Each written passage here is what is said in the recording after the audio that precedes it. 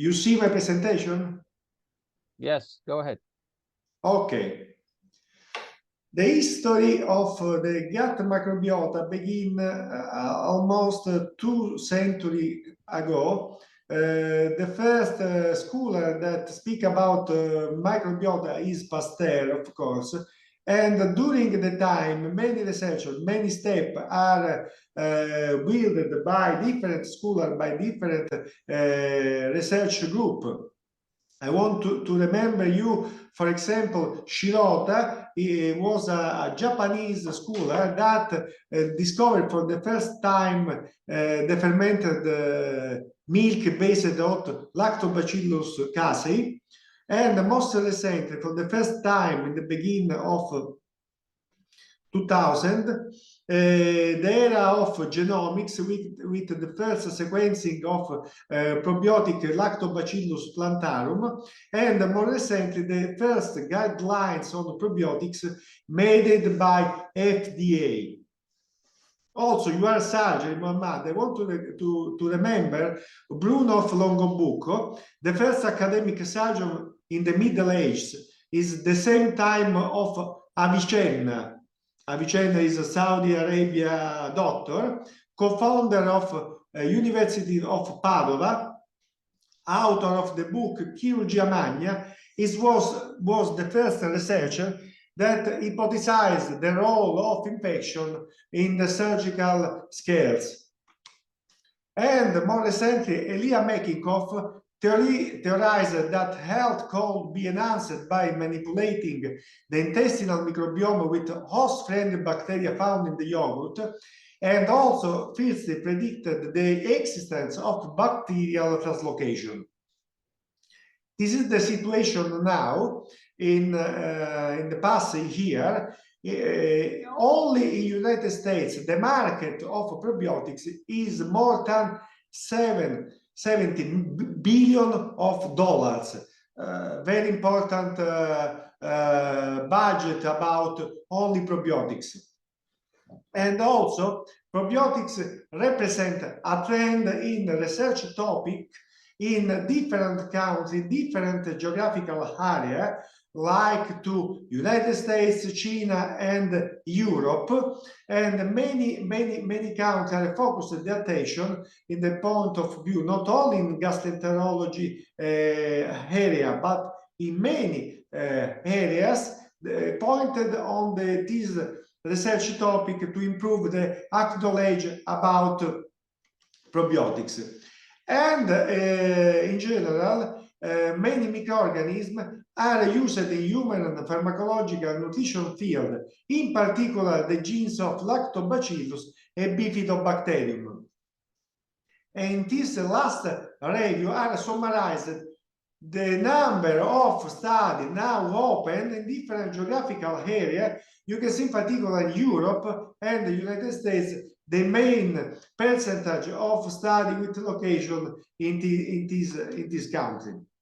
The main genus studied in literature is Lactobacillus, and the most important bacterium of the gut is a gram-positive bacteria that present many effects on our health: immunomodulation, epithelial membrane maintenance, microbiome equilibrium, and other important function in our metabolism and in the absorption of our nutrient. And it's important when we talk about probiotics to define what is this microbiota. Microbiota is the microorganism located in our digestive system, in particular in our jejunum. Approximately 2 kilograms of our weight are formed by microbiota, 150 times more genes than in the human genome. For this reason, we will talk about Homo bactericus, the evolution of Homo sapiens sapiens. Different bacteria are located in different zones of our intestine. In particular, in our small intestine are located lactobacillus genes. Everyone has a peculiar gut microbiota. Every harbor unique strain. Bacteria present in our intestine begin after the delivery, and they are necessary the first month to be located all the bacteria in our intestine. It's very important, the relationship within the newborn and the mother, also the type of nutrition in the first week after delivery, and the environment hygiene is very important. Every person presents a different microbiota. Every person presents different bacteria in the intestine, and different factors are important to influence the development and the equilibrium of microbiota. Genetic, prenatal, maternal exposure, delivery mode, breastfeeding, but also gene expression, mucus and barrier function, immunity, metabolism, and in particular nutrition are factors that can influence our microbiota. Also, it's important to understand that the microbiota is not a system without evolution, but is an organ with continuing evolution in our life. And the microbiota is influenced by different factors: healthy, nutrition, obesity, antibiotic treatment, and age is also important, an important factor. For this reason, the New York Times published a few years ago an editorial that reports that the secret to successful aging may lie in part in our gut. And for this reason, now in research domain, I represent different concepts like to biodiversity clock, taxonomic clock, functional clock, and metabolomic clock linked to microbiota and its composition. Here you can see what it is eusbiosis. Eusbiosis is an health relationship between microbiota and the host and the single subject. If this condition is present, eubiosis, the barrier of our intestine is okay without hole, with a good equilibrium related to microbiota, with a good relationship between microbiota and host, and pathogen bacteria are limited in the presence and not exercise an injury action. However, when the equilibrium between host and the microbiota change, we have a dysbiosis in which the relationship, the rapport of the single part of microbiota are changed, and in this condition may be present different diseases like to autoimmune disease, chronic disease, injury, cancer, and metabolic diseases. When there's present dysbiosis, in our intestine, in particular jejunum, about microbiota, loss of diversity are lost, diversity of bacteria are lost. The microbiota is dominated by potential pathogen bacteria, increases concentration of pathobiontics, in particular proteobacteria, less production of microbiota metabolites, a potential breach in intestinal barrier.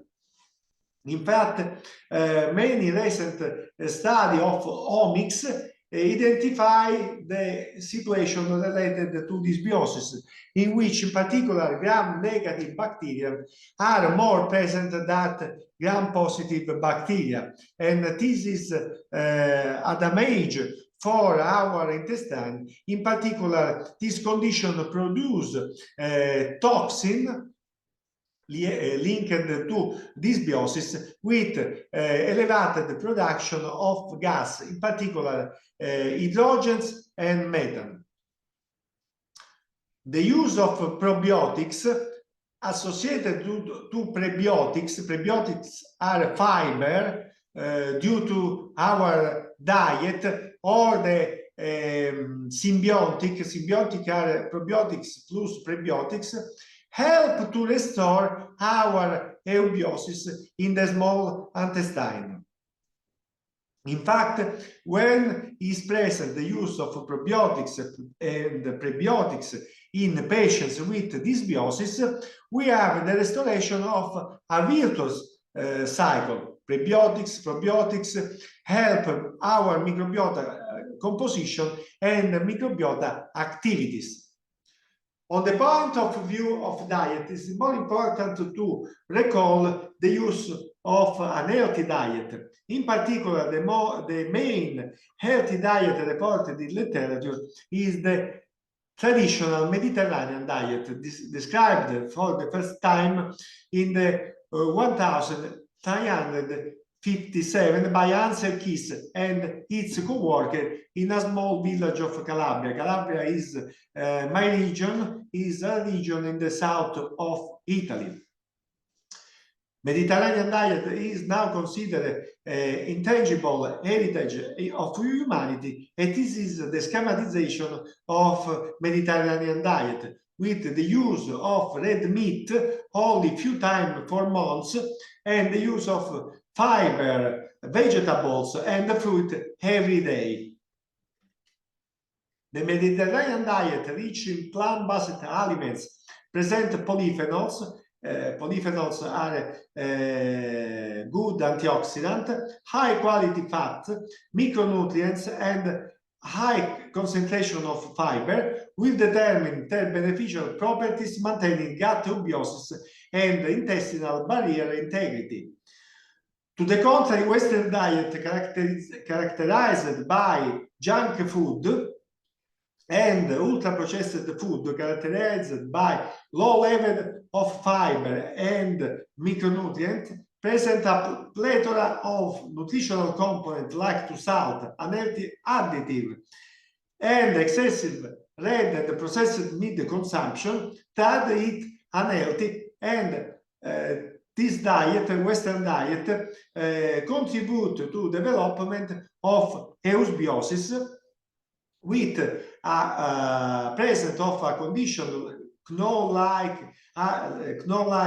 leaky gut with intestinal permeability, gut dysbiosis, and the presence of toxin produced by bacteria in the portal blood flow.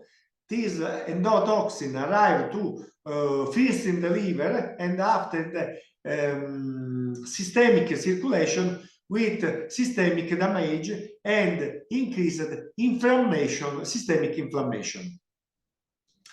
Here you can see the difference of microbiota composition in Italian child and Burkina Faso child related to the diet. In particular, in the African child that present a diet with many concentration of fiber, vegetables, and the fruit, the microbiota is more healthy than the microbiota of Italian child. Also, it's very important to understand that the daily intake of red meat contribute to the development of cardiovascular diseases, inflammatory bowel diseases, and now also we know with the development of colorectal cancer, because induce the dysbiosis in the intestine.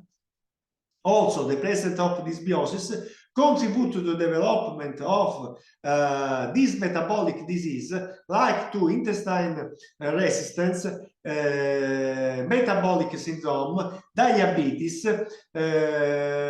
due to the presence of endotoxin in the portal blood flow linked to the presence of leaky gut. And now we know also that the increase of intestinal permeability with the passage of toxin in the portal blood flow include the liver disease in a context of this metabolic disease, help to development of liver cirrhosis, known also like as non-alcoholic fatty liver disease or non-alcoholic steatohepatitis with damage, or with the new definition of MAFLD, metabolic associated steatosis to liver disease. The gut barrier is composed by mucus, cell and tight junction between cells, which can maintain the normal permeability of intestine. After the activation of adaptive immune system, bacterial product or cytokine flow into the portal vein system to the liver and causing the activation of Kupffer stellate cells, thus further causing the onset of liver inflammation and fibrosis. It is the algorithm based the pathogenesis of the dysbiosis and liver disease, and after the development of metabolic disease. It's important to understand the role of leaky gut with increase of intestinal permeability. In this moment, many research groups have defined, for example, the difference of gut microbiota changes in different liver diseases. In fact, it's important to understand that in different diseases are present different type of bacteria with different dysbiosis. This is more important to understand. In fact, for example, in NAFLD patients is present more firmicutes present. To the contrary, in cirrhosis patients is present more enterobacteriaceae. In fact, the use of different probiotics is important, is pivotal, to help the patients to restore eubiosis in the gut intestine. Also, in this slide, you can see this paper that define different protocol that use in many preclinical, all clinical study, the use of different probiotics related to the development of NAFLD. Now we can conclude about the use of probiotics in patients with steatotic liver disease that the chronic use of probiotics can to reduce the presence of transaminases high level in the blood of these patients.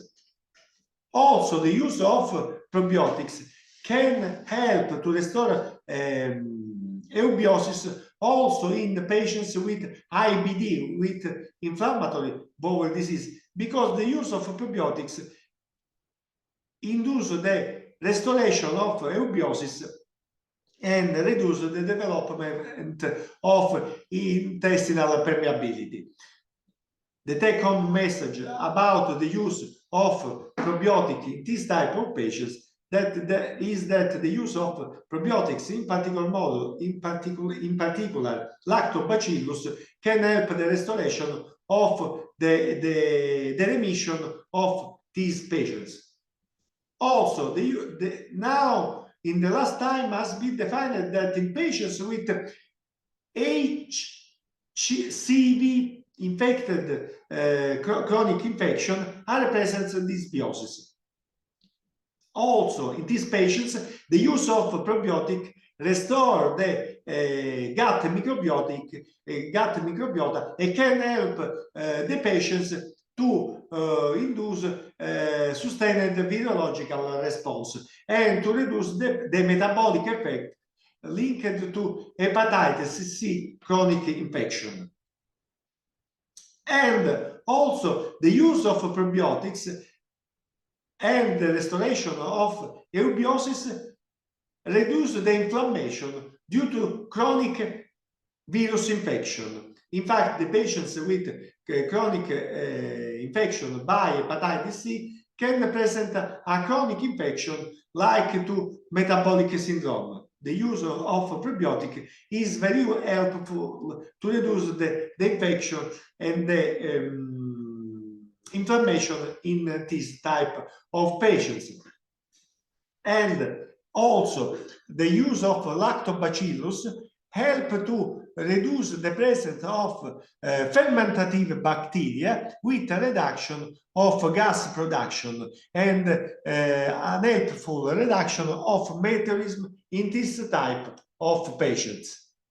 This is a very schematic figure, but summarize the microbiota changes in normal condition in patients with cirrhosis. In patients with cirrhosis, you can see the harmful gut presence of bacilli capable of cellular bacterial translocation. And this is very important because in patients with cirrhosis is increased the risk of development of portal hypertension with the presence of infection of ascites and the development of hepatic encephalopatitis linked to the bacterial translocation in this type of patients. Also, in the patients with cirrhosis, the use of probiotics is very useful and is suggested on the basis of the international guidelines. Also, you can see the difference between healthy microbiota and gut bacterial translocation in cirrhotic patients. In these patients, the use of beta blocker, the use of bile acid, the use of antibiotics are related to the development of dysbiosis and are factors that are very important in our clinical setting. For this reason, I suggest very strongly the use of probiotics in this type of patients. And also, we have the preliminary data that report in the patients with hepatocellular carcinoma, in which the use of prebiotics as probiotics are suggested. We have a main percentage in the reply of chemo treatment of this cancer of hepatocellular carcinoma, these cancer diseases. Here, a recent review summarizes all meta-analysis reported in the literature about the use of probiotics in patients with liver disease in general, with steatotic liver disease in particular. And all the meta-analysis agree in the conclusion that the use of probiotics not only reduce the level of transaminases in the blood of patients with chronic liver disease, but also help to improve, of course, with an adequate alimentary regimen, the level of the lipidic and glucidic profile. A synergic action that is very important for in our clinical setting to take more suitable the management of the patients with chronic liver disease. And these are the perspective about probiotics. The probiotics made with the autonomic intelligence with biosensor that can help the probiotics to deliver the therapeutic molecule only in the part of intestine where is present a diseases. This is the perspective and the use of probiotics in our near future. And these are the genes of new generation of probiotics, in particular Akkermansia musciphala, that is very helpful. The data reported in the literature report that these probiotics is very helpful to maintain intestinal immunity, to regulate the production of specific cytokines, to improve the gut barrier, to act against pathogen bacteria, and to improve immunotherapy efficacy. I conclude with my presentation with this easy take-home message for our clinical practice. The first one, gut health has been associated with liver function and with systemic disease. The concept that the human gut microbiota constitutes a dynamic ecosystem influenced by many variables, in particular alimentary regimen, provide hope for new potential therapeutic targets for dysbiosis-related diseases. Probiotics have entered the mainstream of healthcare. The main indication of probiotic use is in the area of prevention and treatment of gastrointestinal disorders. However, clinical studies, especially randomized controlled studies, and the specific pharmacological mechanism are still lack of investment, so further exploration are needed to understand the exact timing and where probiotics is better to prescribe in the single patients in function of its diseases. Thank you for your attention.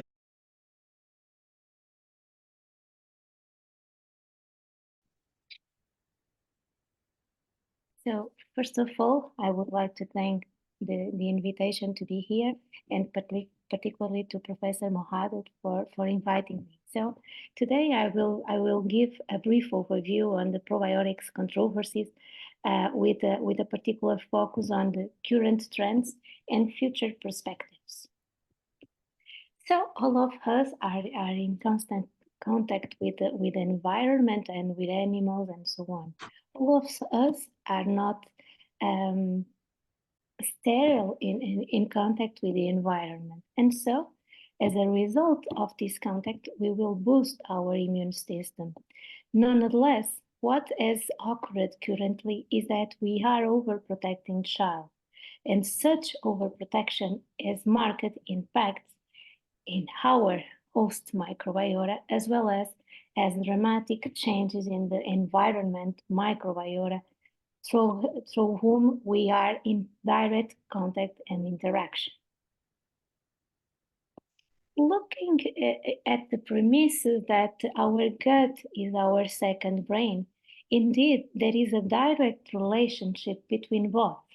And it is not surprising that if we are stressed, the most probable reaction is that we will have diarrhea and other gastrointestinal conditions. So there is a direct connection between our gut and our brain. And so if you would like to have a good brain health, we should also pay attention to our gut and vice versa.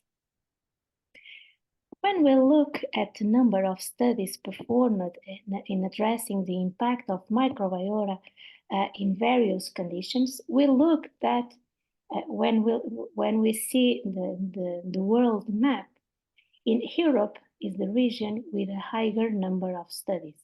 However, in other places, such as in Saudi Arabia and so on, the number, it is not so impressive, but it is growing progressively. Indeed, when we look, for example, at the most common conditions from chronic nature, brain and the relation with gut microbiota is gaining a progressive attention over the years. The same for autism, depression, stroke, and even epilepsy. So, indeed, there is no doubt that gut microbiota and gut microbiome at all, and even the individual's microbiome, can give us a lot of information so that we can prevent a lot of conditions and also to assist in the control and even management of them. What is the perfect abundance between good and bad microbes? Indeed, when we look at this graph, around 90% should correspond to Bacteroides, Bifidobacterium, and Lactobacillus. a scarce amount is related to the presence of Escherichia coli and Enterococcus, and the most vestigial amount should be attributed to Staphylococcus, Proteus, Clostridium, and even some type of fungi. However, what we have looked currently, a scarce abundance in the most abundant ones, like Bifidobacterium and Bacteroides, as well as Lactobacillus, and a higher prevalence of Escherichia coli, Enterococcus, Proteus, Clostridium, and even Staphylococcus in our organism. But what are the main factors that leads us to have contact with gut bacteria, and particularly with good microbes? Indeed, during gestation through the mother, we are receiving the first amount of microbes that will help the child to acquire their primary immune function. As a result, the way of birth, like the mode of delivery and in which normal delivery is the best option, contrarily to the cesarean, where we will give through the direct contact with the vagina from the mother to have direct contact with microbes that will be helpful to the child. However, also the number of weeks of gestation also impact markedly, because individuals have more benefits from a health promotion perspective than those that have lived and newborns at preterm. However, during the infancy, we have also a direct contact with some bacteria, beneficial and not so good. The type of feeding, particularly if the mother decides not to breastfeeding their child, this will imply several risks to the newborn at medium-long terms, okay? Also, the geographical location, the family members and the type of diseases they have, as well as the type of host interactions and the maternal diet also impact positively or negatively depending on the composition of the diet. And throughout the lifespan, we are also, as I said you since the beginning of the presentation, in contact with nature, with animals, and with other circumstances, and all of them taken together have positives and negatives impact at a whole in our organism. Indeed, and contrarily with the aspects that we heard since the beginning of the course related to the epidemiology of a disease, in which we have a host, okay, a pathogen, and the environment, and as a result of this triangle of interaction, we will have a more or less likelihood of having a specific disease. What has said you now, the science, that in addition of this triangle, the fourth factor to take into account is the microbiome. So, indeed, we should pay more attention to the type of microorganisms that inhabit in the host, okay, instead of focusing on the disease that the patient has. Considering this interaction of the host with the environment and with lifestyle and the joint impact, we should pay attention into four main factors. By one hand, to the host, definitely, then in the gut microbiome, but also in the environment and the relation that the patient or the participant has with lifestyles. So, when we take into account the specific environmental factors that may impact positively or negatively the risk of a host develop a disease, we have infections, radiation, alcohol, smoking, the type of diet, for example, in which Mediterranean diet is highly promoting as a consequence of the richness that he has in phytochemicals with neuroprotective and health-promoting effects. Physical activity is also very important, antibiotics and medications, okay?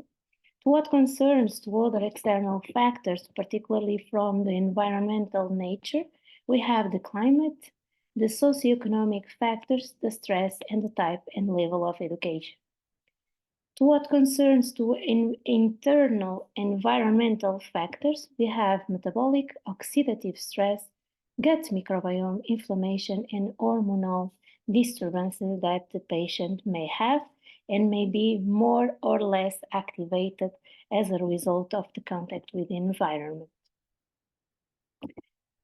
In addition, a recent study has highlighted that the cardiorespiratory fitness also directly impact on the variety of the bacteria we have in the gut, in which how more activity the patient practices, the more diverse will be the bacteria present in the gut, as well as the amount of species capable of producing short-chain fatty acids.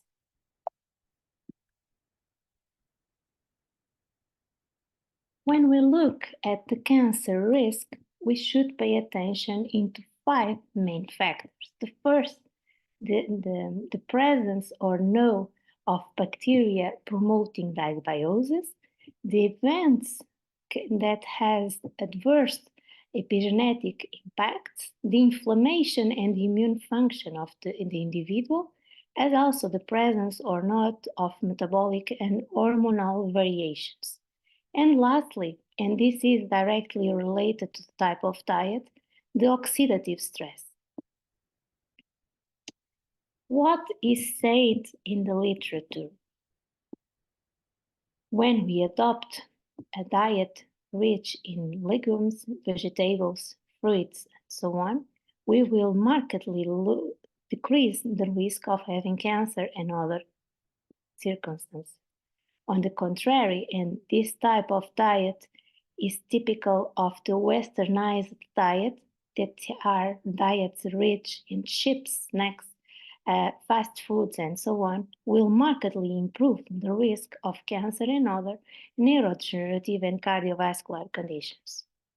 So, when we look at more increasing and more devastating condition that is cancer at a worldwide level, we should pay attention not only to the host immunity and metabolism, that is very important, but also to the diet and even to the gut microbiome that individuals has at the moment of diagnosis.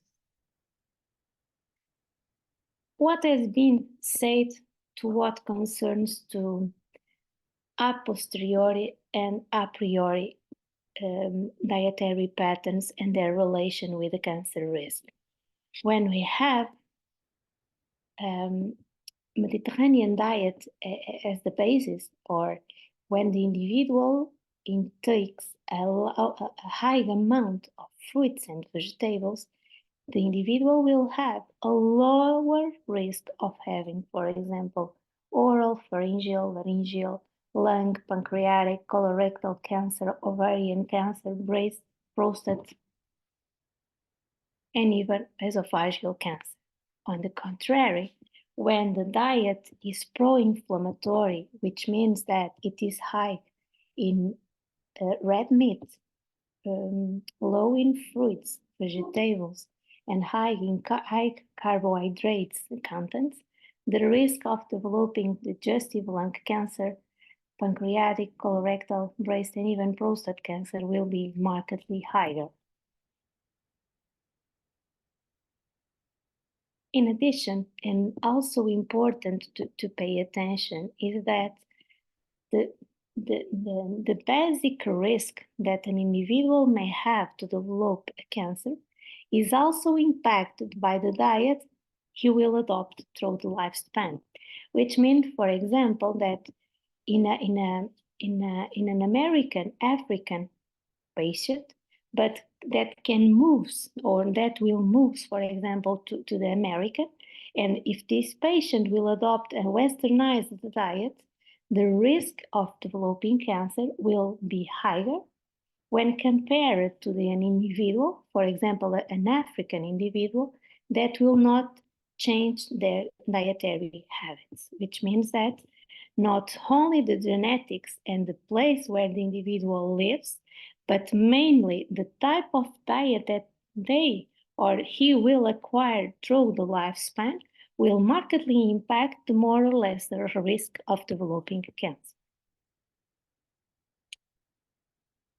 What are the main impacts that microorganisms will also have to the higher likelihood of developing cancer, for example? By one hand, we will have bacterial species that exerts probiotic effects, but we will also have bacterial species that will higher and increase the risk of developing cancer, as is the case of that acting, promoting an inflammatory response, an immune response, the DNA damage is to the host immunity and metabolic conditions, but also those that act from a level of cell proliferation. On the contrary, when we promote a gut microbiota mainly prevailing in species probiotics, we will markedly reduce the risk of developing, for example, in this picture, colon cancer risk, and they mainly will also promote the production of vitamins and minerals that will also assist in promoting the health of the colonocytes. Okay. On the contrary, when we promote mainly a dysbiotic gut bacteria in terms of the abundance of bacterial species, we will have the higher risk of developing and producing nitrosamines, M proteins, and other pro-inflammatory cytokines that will increase the risk of developing cancer. In these cases, when alcohol, smoking, and inflammatory bowel disease is also present, the risk will be improved markedly. Now, what is the relation between gut dysbiosis and the onset of neurological and metabolic conditions? By one hand, gut microbiota and the dysbiosis that can be provoked by westernized diet improve the risks of the levels of pro-inflammatory cytokines while decreases the levels of inflammatory of anti-inflammatory ones, which means in the loss of neuronal function and the onset of depression, schizophrenia, and autism spectrum disease. So what we should do?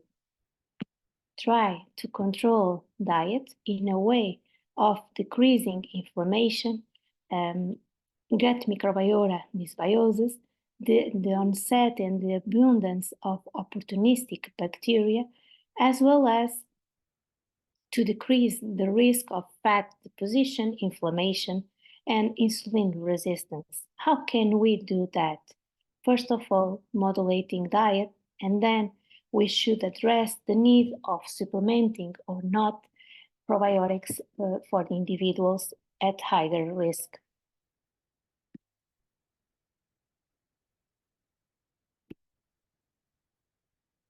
When we look and when we consider that metabolic conditions have raised in terms of incidence and prevalence, it is important to address that also gut microbiota dysbiosis impacts negatively the likelihood of an individual presents a lean phenotype. So, in particular, attention to chronic kidney disease, for example, that has a direct relation with metabolic conditions and so many other ones. Westernized diet, the consumption of alcohol, the micronutrient supplementation, when I am saying you micronutrient supplementation, it means an indiscriminate use, okay? The use of artificial sweeteners as well as the gluten consumption at higher doses will markedly promote dysbiosis and consequently the risk of developing chronic kidney disease, neurological conditions, metabolic syndrome, and so on. On the contrary, when we promote the higher abundance in symbiotics, prebiotics, and probiotics, particularly through adopting a Mediterranean diet or a diet rich in fruits, vegetables, and starch, okay, we will markedly decrease the risk of developing diseases, and as a consequence, we will promote symbiosis. So at this moment, you can ask me, okay, but what is the main triggering factor to dysbiosis? When we look, the main trigger was when we have jumped from the hunter-gatherers to agriculturists that started cultivating, for example, starch and particularly sugar. As you can see, in the era of hunter-gatherers, there is no presence of sugar, okay? Most of the diet was composed of starch, then fat, and lastly proteins, and the amount of fiber was in the rate of 14 grams per day. The salt was 1 gram per day, but what has changed up to the modern affluent societies? Currently, we are intaking around 40% of fat, particularly saturated fat, that is promoting cardiovascular conditions, neurological conditions, and so many other affections. And as you can see, we have around 20% of sugar consumption per day. The amount of starch has markedly decreased from 50 to 70%, up to 25 to 30%, and proteins have maintained the same rate. Curiously, the amount of fiber has decreased, while the amount of salt intake per day has markedly increased. In addition to such dietary alterations, we can also see that inflammatory index has increased markedly, leading to the onset up to the endemic and pandemic levels that are currently known at the level of neurodegenerative and chronic conditions. Similarly, the blood cholesterol levels, even in children, has increased up to a level of atherogenic nature. So this is very alarming, and we should intervene as soon as possible into dietary habits modification, even in children, during the first years of life. What are the real implications and the direct interference of various macronutrients with the gut microbiota, and what they are doing at the level of promoting a bacteria promoting dysbiosis? As you can see here, fiber and carbohydrates directly increase the level of bifidobacterium, while assist in decreasing the level of pathogenic bacteria and opportunistic bacteria. Proteins directly increase the amount of bacteroidetes, while decreases the amount of the important probiotic bacteria, bifidobacterium. Saturated fats increase firmicutes, but markedly decrease the amount of bacteroidetes and bifidobacteria. So they should be avoided as soon as possible, okay? Contrarily, when we look at the impact of unsaturated fats, we see a contrary function, They are capable of increasing the levels of bifidobacterium lactobacillus while decrease the number of opportunistic bacteria.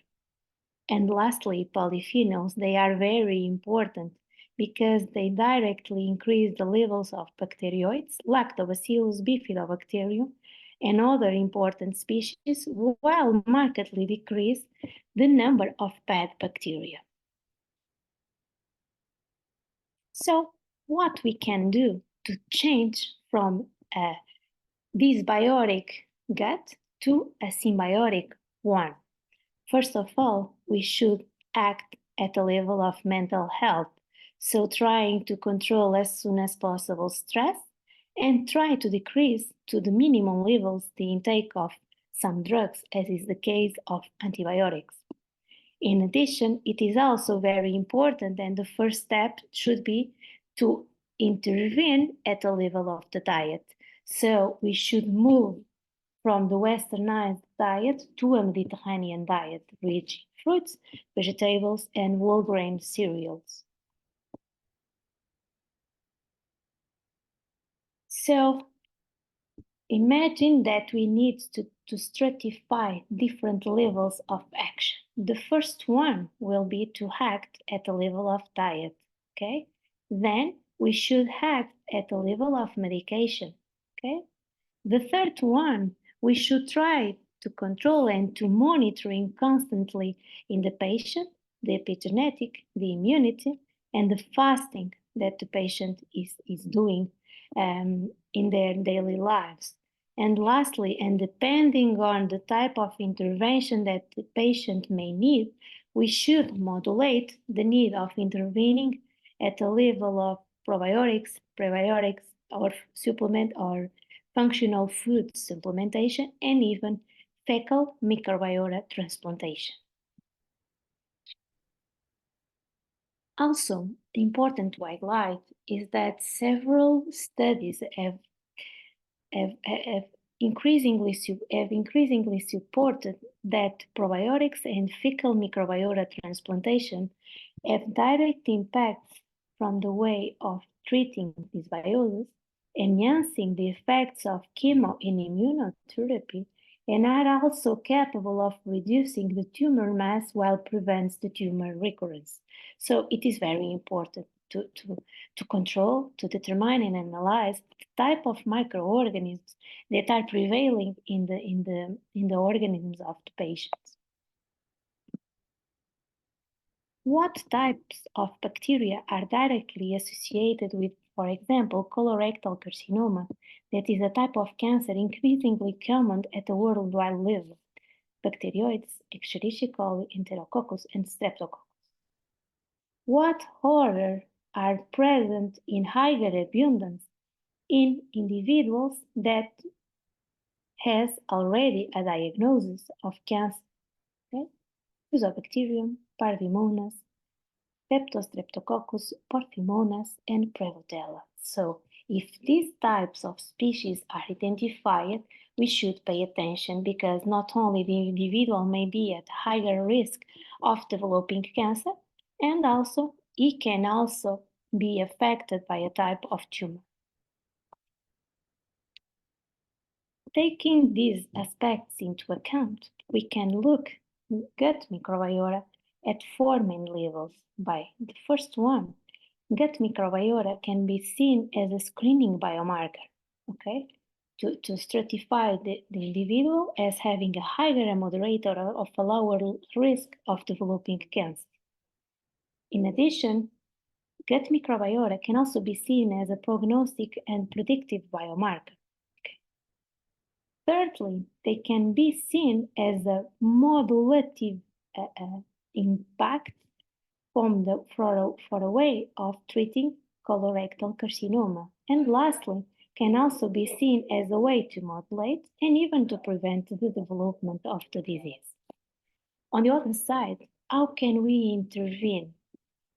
Supplementing with prebiotics as a way of directly modulating microbiota, postbiotics, probiotics, selective antibiotics to promote an eradication of the opportunistic bacteria that can be prevailing in the gut, stroke modulating the diet, and lastly, in cases where it is necessary, fecal microbiota transplantation.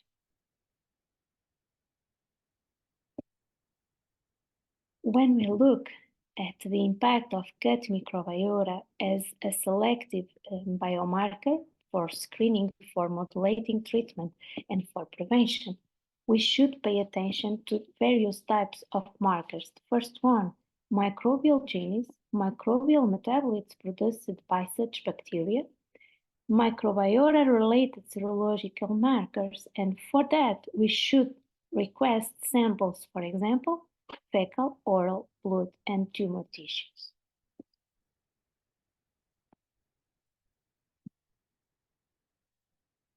In addition, it is also important that we establish direct relations with labs, okay? So by one hand, it is important the translational approach, but by another hand, it is important to perform the inverse relation, that is from the clinics or from the hospitals, newly to the labs, because metagenomics, genomes, and bacterial abundance, when we request such sampling and metabolic analysis, the data integration, and lastly, models, constructions, and simulation, we can stratify better the type of risk that the patients present.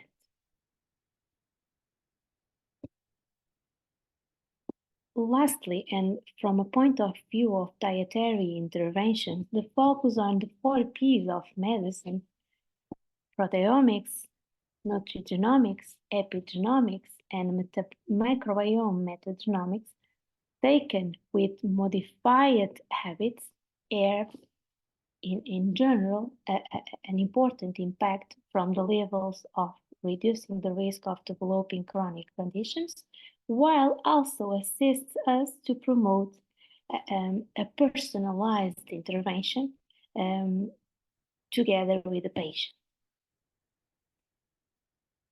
What are the real benefits of Mediterranean diet? The first one, they are rich in nutrients that are anti-inflammatory, health promoting and disease prevention abilities, but at the same time, they can directly intervene at the level of microbiota, promoting homeostasis, decreasing the likelihood of developing dysbiosis, decreases the number of opportunistic pathobionts, and decreases the so-called lucky gut.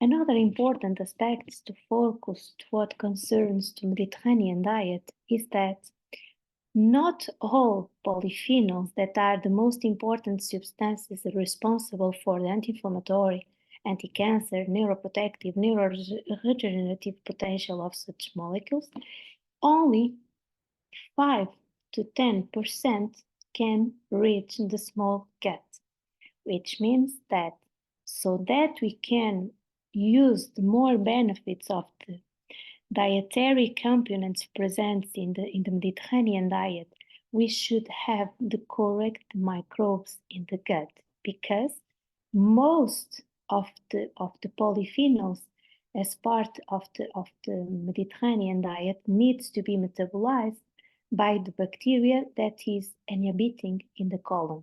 Okay, so if we have the best diet but the wrong bacteria in the gut, we will not use and absorb the nutrients most important from the Mediterranean diet. When we look from a therapeutic point of view, we can also reach important benefits through promoting gut microbiome modulation. The first one, we can improve the effects of the chemotherapy and reducing the likelihood of developing toxicity and adverse effects, okay? Similar findings have been stated to radiotherapy, and we can reduce both the levels of radiation in contact with the patient and also the amount of drugs taken by chemotherapy and so on. And lastly, the effects of immunotherapy when we promote microbiota eusbiosis will be more effective. On the other side, when we supplement probiotics into patients, by one hand, we can decrease the risk of developing several types of cancer, for example, and try to modulate immunity, inflammation, and so on. But it is important to address the type of sensitivity that the patient has, because there are most patients that does not respond positively to probiotic supplementation, okay? So what has been recommended currently? The supplementation with probiotics, which means that we should improve the amount of fibers consumed at the daily life of the patient, and on the other side, in patients that are sensitive to probiotics, we should recommend postbiotics. They have by itself anti-tumor activity, while also are capable of protecting the gut epithelium. So they have been very interesting from the point of view of therapeutics. Lastly, antibiotics and fecal microbiota transplantation may also be proposed. The first one, in cases where we should ensure a proper depletion of harmful bacteria. What is the main risk of antibiotics? They may have a negative impact from the level of efficacy of immunotherapy, and the other side may promote alternative dysbiosis. Fecal microbiota transplantation, by one hand, may promote and to restore microbial homeostasis, but on the other side, may trigger secondary infections to the host.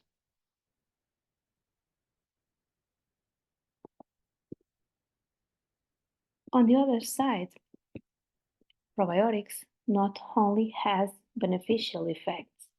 As we said, now they may also trigger several problems. The first one, in sensitive individuals, some may develop systemic infections. Some others may develop metabolic deleterious activities. Some others may experience gene transfer, and to increase the risk at medium long terms to develop several types of conditions. And lastly, we can trigger an excessive immune stimulation in susceptible individuals and to trigger the development of autoimmune conditions. Nonetheless, there has been a long list of recommendations in which we can recommend the supplementation of probiotics, okay? So the clinical evidence is growing day by day. So we should pay attention into the type and methods of the studies that has launched several types of results, okay? In a general way, probiotic supplementation are very useful at the level of upper respiratory tract infections to promote a proper immune function, to decrease the amount and abundance of oxidative markers, okay, while also assist in supporting performance and cognitive well-being, as also to promote a proper balance in body composition. In addition, as a result of having proper bacteria in the gut, as a result of their metabolic activity, probiotic bacteria are also capable of producing vitamins and several minerals, particularly vitamins B1, thiamine, biotin, folic acid, GABA, bioactive peptides, bacteriocins that are natural antibiotics, conjugated linoleic acid, and exopolysaccharides. From the level of clinics, there are several markers of intestinal permeability. So when we request such functional tests and we address the presence of them in the patient, we should pay attention because leaky gut is present. On the other side, and comparing the prescription of antibiotics with the recommendation of promoting proper bacteria in the gut capable of producing bacteriocins, we will have lower risk of resistance, while we can ensure the proper efficacy when we are going to eradicate the opportunistic bacteria in the gut. More importantly, several studies have also performed to address the ability of several probiotic bacteria to reduce the risk of COVID infection and worse outcomes. Lactobacillus are the most important, but several bifidobacterium species have also been proposed. Another important aspect is that the type of bacteria that the individual has while he is living may assist in trying to discover the type of diseases that the individual may develop through the lifespan. On the contrary, the assessment of the type of microorganisms abundant in an individual after they have been dead will also assist to discover the type of condition that has led to his death. Okay, so in cases of an unknown cause of death, the type of microbes that are present can assist us in clarifying what was the main cause. So, what is proposed in a general way? Considering that diet shapes the microbiome, we should integrate the microbiome and metabolites produced by them into the analysis towards to implement a personalized intervention together with the organisms as a way of preventing the risk of developing the disease, promoting the most effective treatment, and also to promote a proper monitoring of the disease. I would finish my presentation saying that in all of life is not achieving without dedication, and thus if we want to address success, we should focus on goals and not on obstacles. And what concerns to microbiota, despite it is very difficult to address the type of variation and the complex nature of microbes, we should not decide to leave them and to continue prescribing the current drugs we know, and we have a high abundance in the hospitals. So we should change our mind so that impossible becomes possible. Thank you so much for your attention. And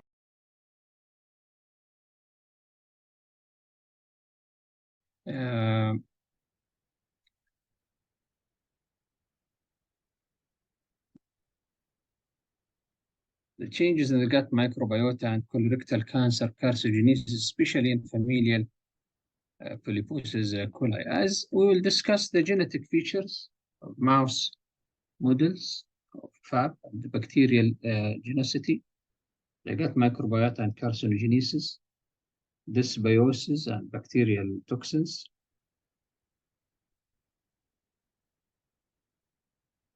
and what is the role of short-chain fatty acids and the current clinical trials. Also, we will discuss what is the potential therapeutic approach and future directions of probiotic and antibiotic.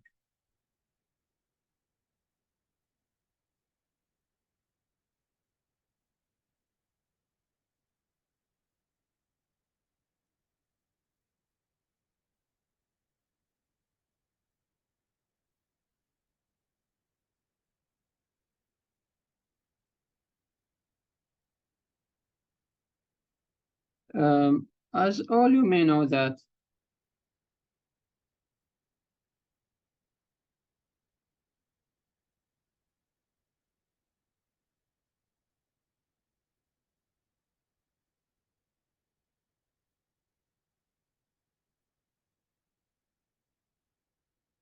the incidence of FAP is something like around 1 in 10,000 of population, and the onset is commonly the second or the third decade of life, and the risk of colorectal cancer is about almost 100% for those patients.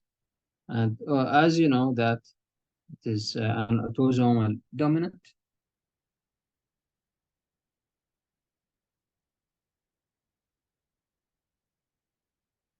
And there are some extraintestinal manifestation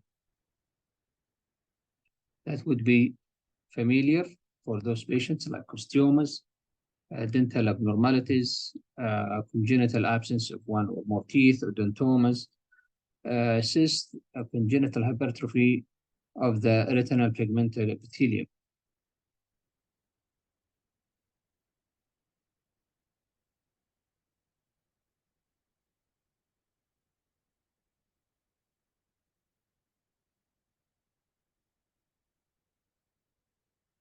So what are the genetic features?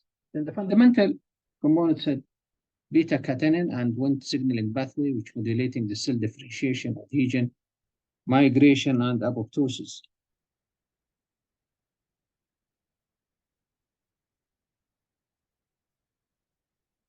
And the loss of APC gene function has been shown to produce survival advantage by mimicking hypoxic conditions and stimulate the accumulation of P-catenin and abnormal cell proliferation association with development of adenomatous polyposis.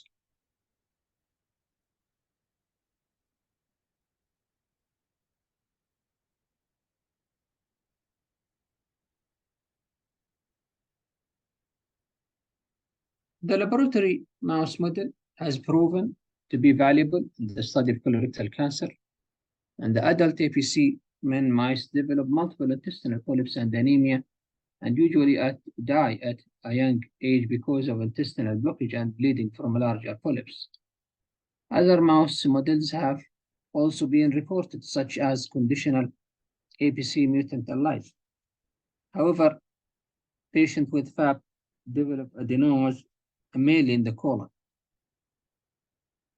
Also, desmoid tumors and epidermoid cysts are rarely seen in mouse models compared with patients with FAP. Nonetheless, that mouse represent an outstanding experimental model for investigating genetic features and therapeutic response to colorectal cancer. So, different bacteria such as E. coli, Enterococcus faecalis, and Bacteroid fragilis have been shown to promote carcinogenesis through genotoxic effects.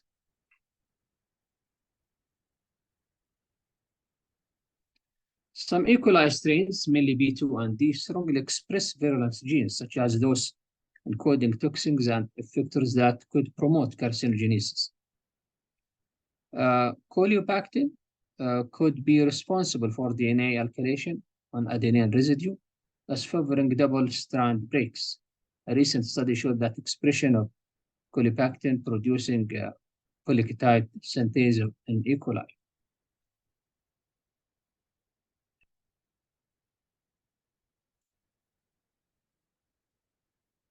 Such effects of E. coli were mainly observed in APC men mice that lacked the autophagy gene, and the Enterococcus faecalis was shown to promote DNA damage by induction of inflammation and oxidative stress resulting from the release of reactive oxygen species.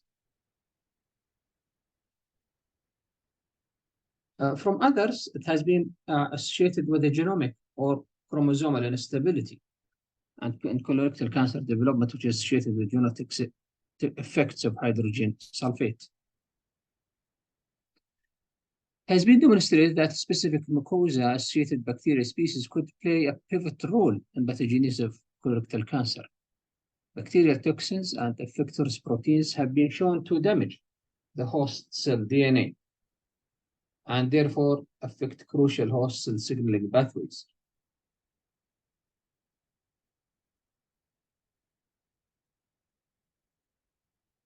So how does the probiotic action on the cancer prevention and therapy? The anti-carcinogenic activity of probiotic is based on modification of intestinal microbiota composition or metabolic activity of the intestinal microbiota or production of compounds with anti-cancerogenic activity or inhibition of cell proliferation and induction apoptosis in cancer cells or influence on the mutagenic and carcinogenic factors, plus other reasons. So how does this modification of the intestinal microbiota occur? Has been compared samples of feces from healthy people and colorectal cancer patients, and their research showed that a number of bacteroids and Prevotella genus were significantly higher in the colorectal cancer group. In the intestinal ecosystem, several species in the Lactobacillus type were present in lower amounts than bacteria of the genus Bacteroides bacterium and the others, and greater numbers in patients with colorectal cancer with Clostridium and Salmonella. The intestinal microbiota has been linked to development of GI cancer, also by production of toxic and genotoxic bacterial metabolites that can lead to mutation by binding specific cell surface receptors and affecting intracellular signaling transduction.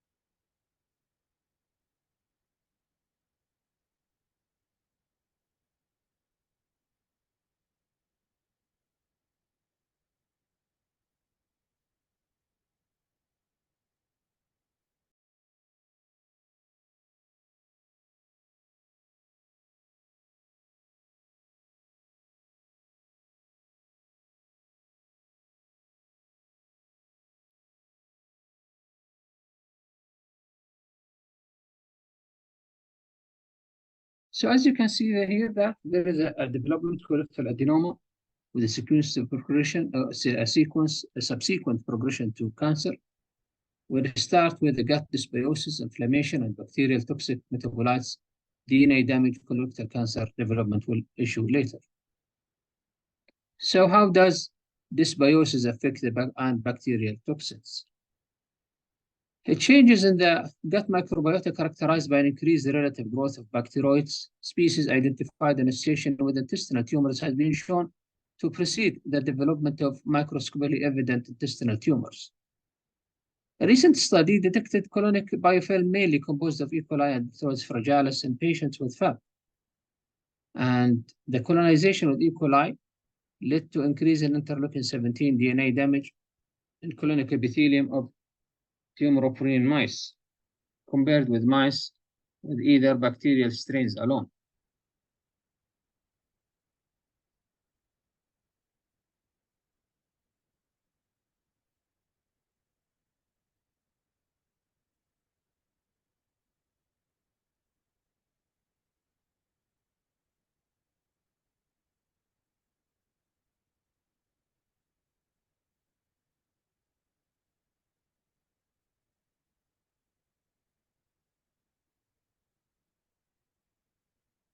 The Bacteroid fragilis toxins, BFT, can bind to intestinal epithelial cell receptors, promoting cell proliferation through cleavage of tumor suppressor protein ecadherin.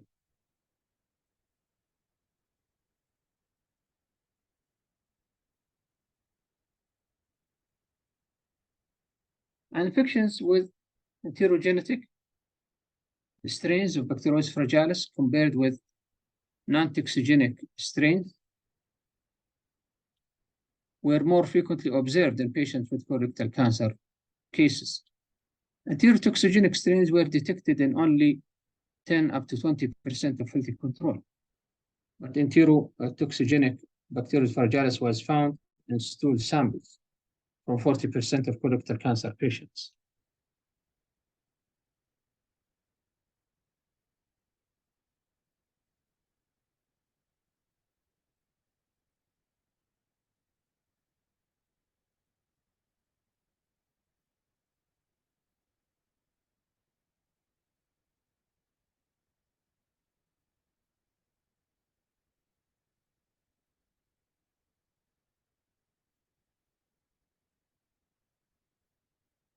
Enterotoxigenic strains were detected in only 10 up to 20% of healthy control.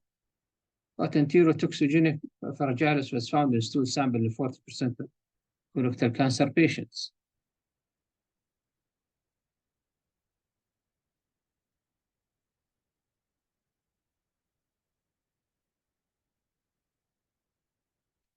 Commensal and pathogenic bacteria were found to promote colorectal cancer development after colonizing normal mucosa and promoting sustained local inflammation and by releasing genotoxic compounds against colonic epithelial cells to induce their tumorigenic transformation. Conversely, a balanced population of microbiota prevented development of colorectal cancer by producing bacterial metabolites that reduced inflammation.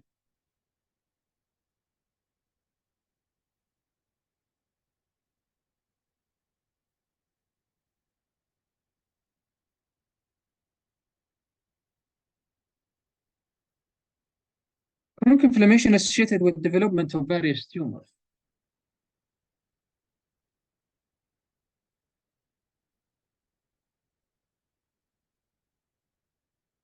And a chronic inflammatory state is characterized by loss of interleukin-10, secreting regulatory T cells,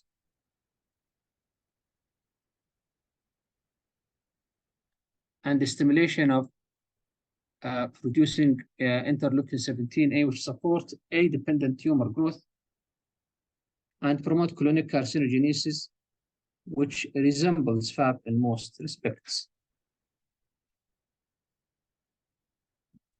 An association between bacteroid nucleotidome infection and increased expression of nuclear factors, kappa beta, pro-inflammatory profile in mouse intestinal cancer has been observed consistent with development of human colorectal cancer. The Fusadobacterium specific adhesion molecule can facilitate nucleotome adherence to host cells, and colonization was found to recruit tumor infiltrating myeloid cells and stimulating the pathway for catenin. And chronic inflammation of mice was shown to modify the gut microbiota composition and selectively favor the growth of enterobacteria. Chronic inflammation also supported the selection of pathogenic strains of E. coli and was essential for the cancer-promoting effects of those bacteria.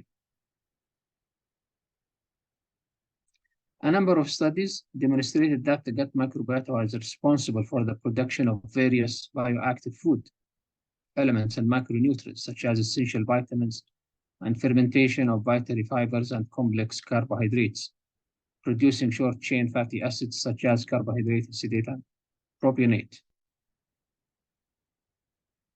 The role of butyrate in colorectal cancer is controversial.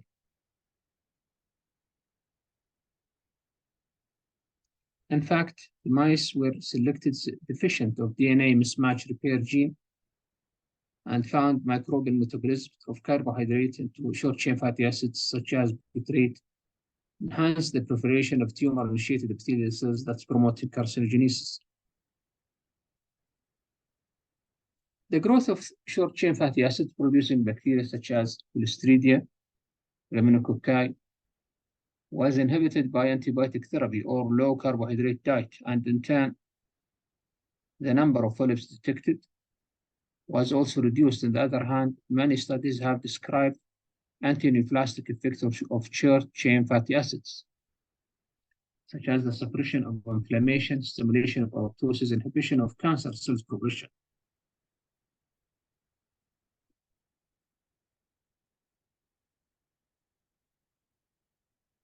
The competitive exclusion of pathogenic microorganisms by probiotics can be related to competition for nutrients and adhesion to the intestinal mucosa, that there are limited nutrients available at the distal part of the colon.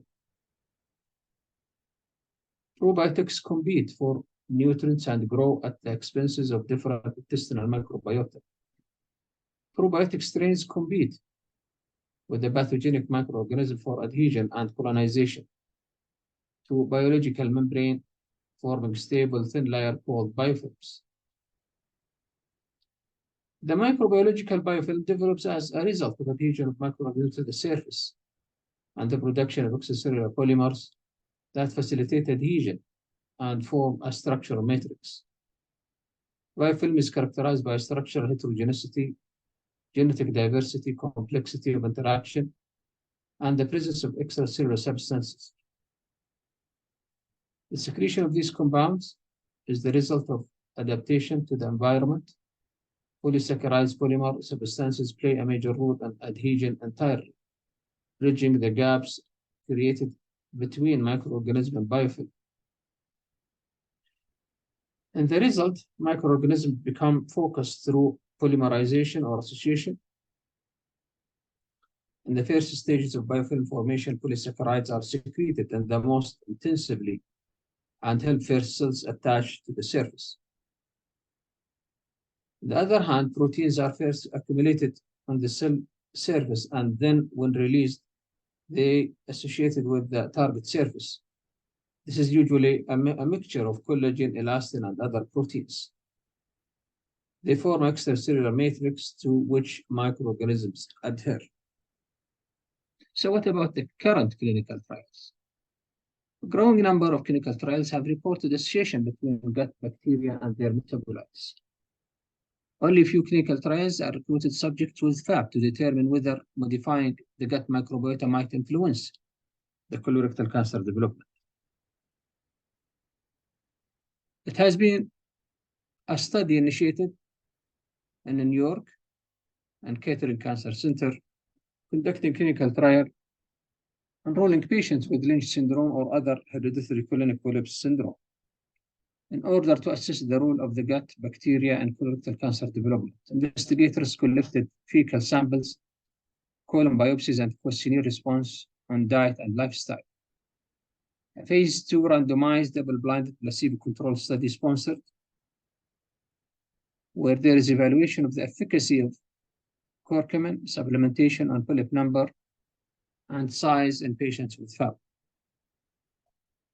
It has been suggested that intervention directed at improving gut dysbiosis and APC in mice, for instance, through probiotics, prebiotics, and some antibiotics with non-steroidal anti-inflammatory can inhibit the progression of adenoma carcinoma sequence and thus reducing the development of colorectal cancer. So what about FAB-related pouch, which is a surgical choice for patients with a classical phenotype of FAB? The result of a few clinical trials studied showed beneficial effect of probiotics in the composition of gut microbiota, thus the host, by improving intestinal barrier integrity, inhibiting growth of pathogens, and reducing metabolism of pro-carcinogenic substances.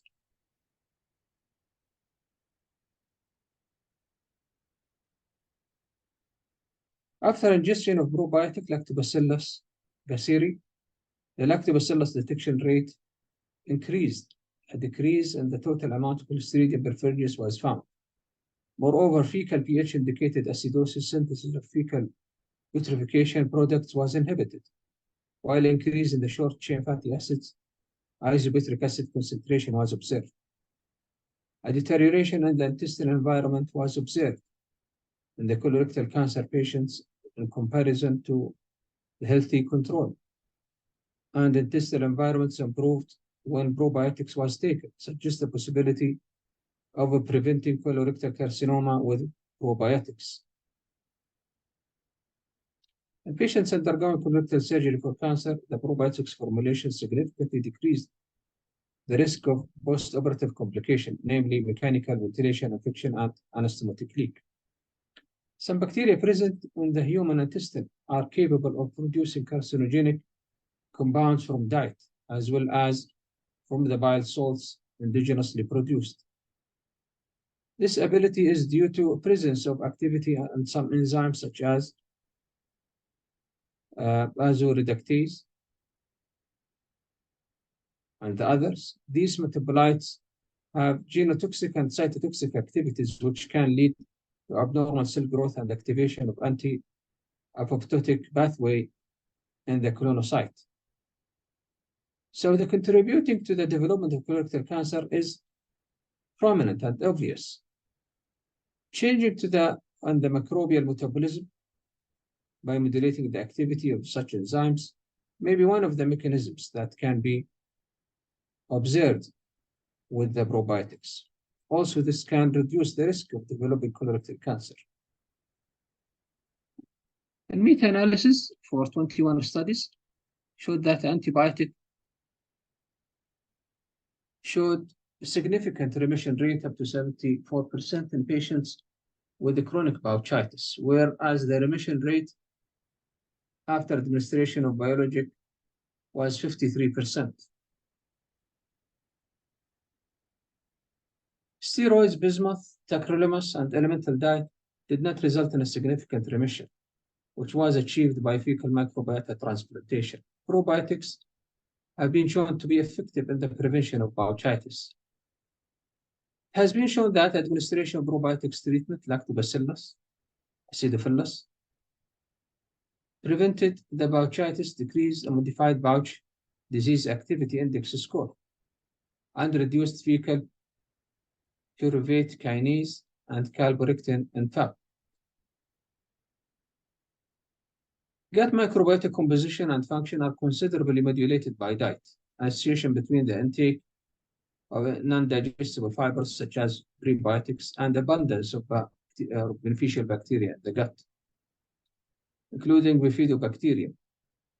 Indeed, administration of both probiotics and prebiotics has shown beneficial effects on prevention and reduction of the prevalence of adenomatous colonic polyp.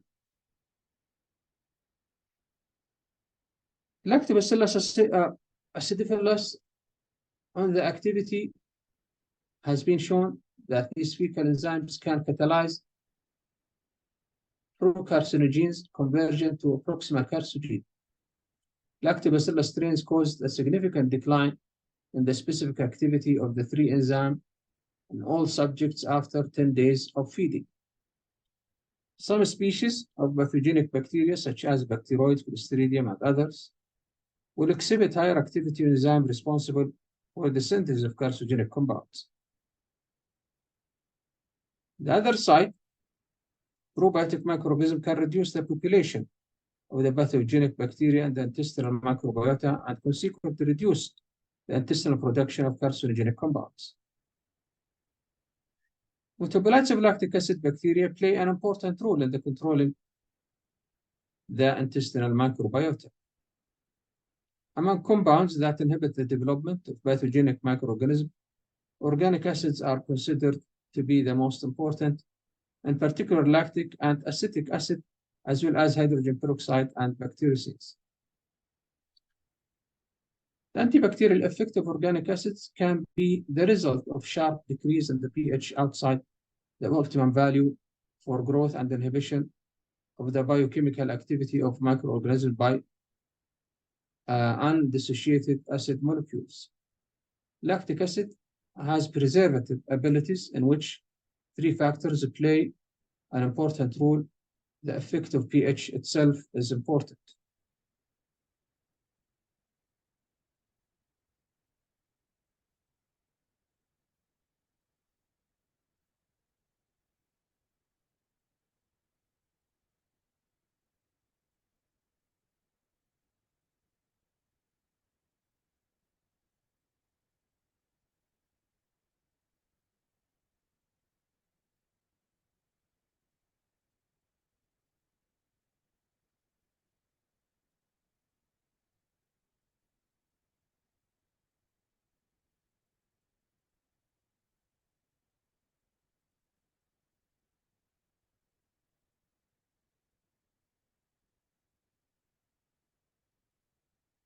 Lactic acid was a weak acid in liquid environment and is only partially dissociated as lipophilic compounds in undissociated form. It can penetrate the lipid cell membrane inside the cell at higher pH of the cytoplasm with lactic acid dissociate, acidifying the cell content. By releasing potentially toxic hydroxide anions to interfere with the proton gradient in the membrane.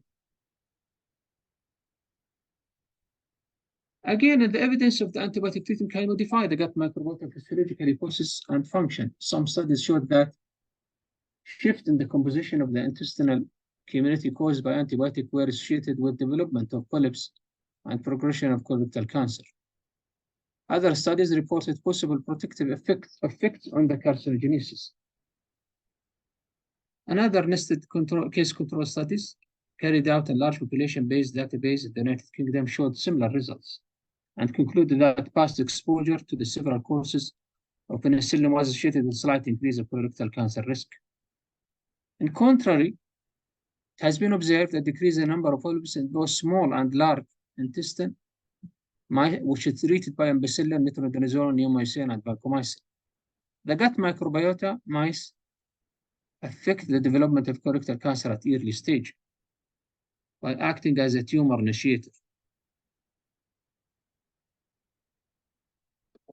These contrasting results suggest that the changes of gut bacteria caused by antibiotic treatment can be either detrimental or beneficial in the context-dependent way. Further studies are needed to investigate the role of specific antibiotic in modulating the microbiota response and the relationship with colorectal carcinogenesis.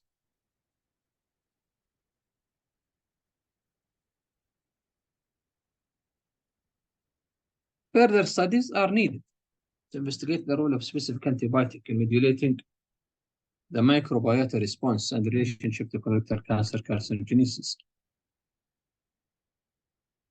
Combination treatment with curcumin has been reported to reduce the development of adenoma and FAP. This beneficial effect might be a result of their antioxidative, anti-inflammatory, anti-proliferative properties and maintenance of diverse gut microbial community. Black raspberry powder supplementation in FAP patients significantly decrease the burden of rectal polyps and reduce staining of the mucosal proliferation markers. This result could have response to beneficial effects of anthocyanin and fiber content of the raspberry on the diversity of the composition of gut microbiota. The administration of non-steroidal and omega-3 essential fatty acids reduce the recurrence, even though long-term therapy and non-steroidal, which may modify the composition and diversity of gut microbiota by inhibiting or facilitating bacterial growth, including bacterial cell death or affecting bacterial metabolism. Bacterial composition of the gut has been shown to change with the type of non-steroidal administered. So in conclusion, intestinal microbial community played an important role in the multi-step process of intestinal adenoma carcinoma sequence, and changes the gut microbiota were found to be responsible for mucosal barrier injury, low-grade inflammation, activation of Wnt pathway, and subsequent progression of adenoma. Recent evidence suggests that the modulation of gut microbiota could be a novel therapeutic target of patients. Administration of probiotics, prebiotics, antibiotics, and non-steroidal can prevent the progression of adenoma carcinoma sequence, in fact. However, further study of the role of the gut microbiota in the malignant transformation of colorectal adenoma and how microbe-targeted therapies might be useful in preventing colorectal cancer development and FAP, which has been needed. I think that was our last slide. Any question? أي سؤال يا أخوان? Any question?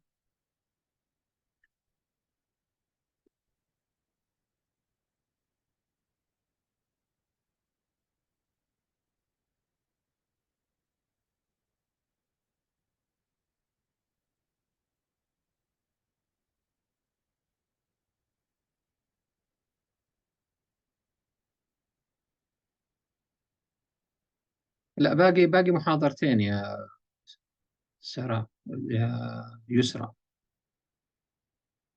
الله يحفظك. شكرا محمد. بنسي thank you very much. نسرين. إيمان thank you very much. عبير thank you.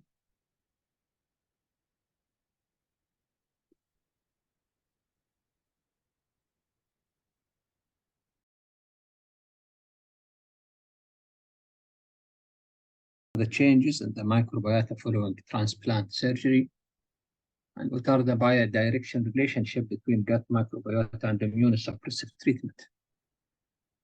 Also, what is the relationship between the gut microbiota and the complication of the transplanted organ?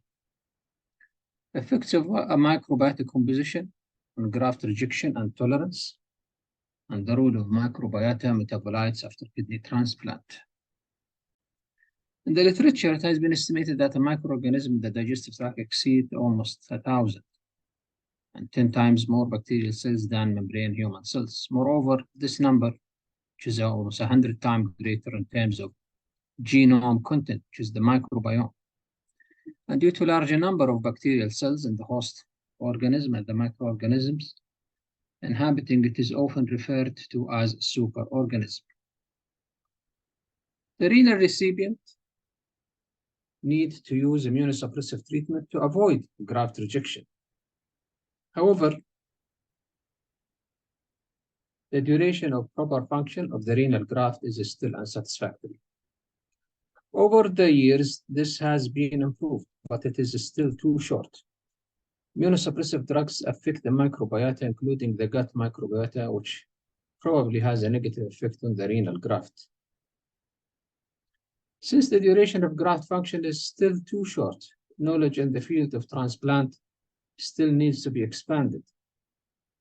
The current review described the effect of microbiota on the transplanted kidney and renal transplanted recipients.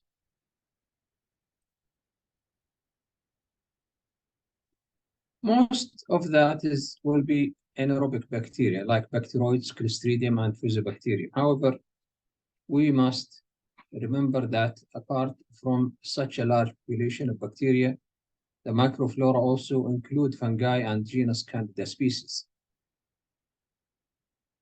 The composition of bacterial flora and digestive tract reflect the physiological properties in a given part of the body. The density and the composition of the microflora are influenced by chemical, nutrition, and immunological factors along the entire gut.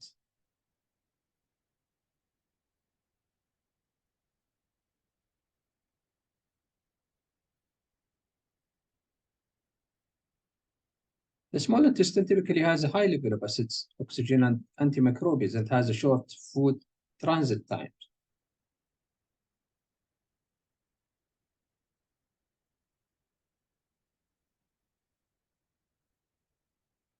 And these properties limit the growth of bacteria, so only fast-growing or anaerobic anaerobes with the ability to adhere to the intestinal epithelium will survive. Several different important environmental factors are involved in the formation of the microflora. These include medical surgery, geography, depression, smoking, and living conditions. Treatment with antibiotics significantly disrupt both short-term and long-term microbial balance. It reduces both the number and diversity of bacterial cultures. Antibiotics such as clarithromycin, clindamycin, and metronidazole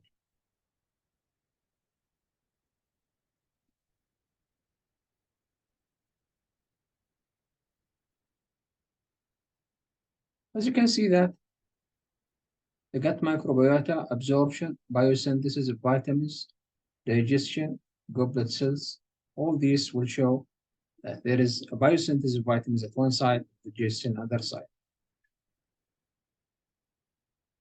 It is known that organ recipients need to use immunosuppressive drugs, and very often antibiotic that also affect the microbiota. Additionally, patients who have undergone organ transplant have altered appetite and bowel transit time. Many common transplant complications, such as post-transplant diabetes mellitus, diarrhea, cardiovascular disease, local and diffuse inflammation or infection have shown association with gut microbiota. The microbiota take part in the metabolism of immunosuppressant and the tone of the human immunological system.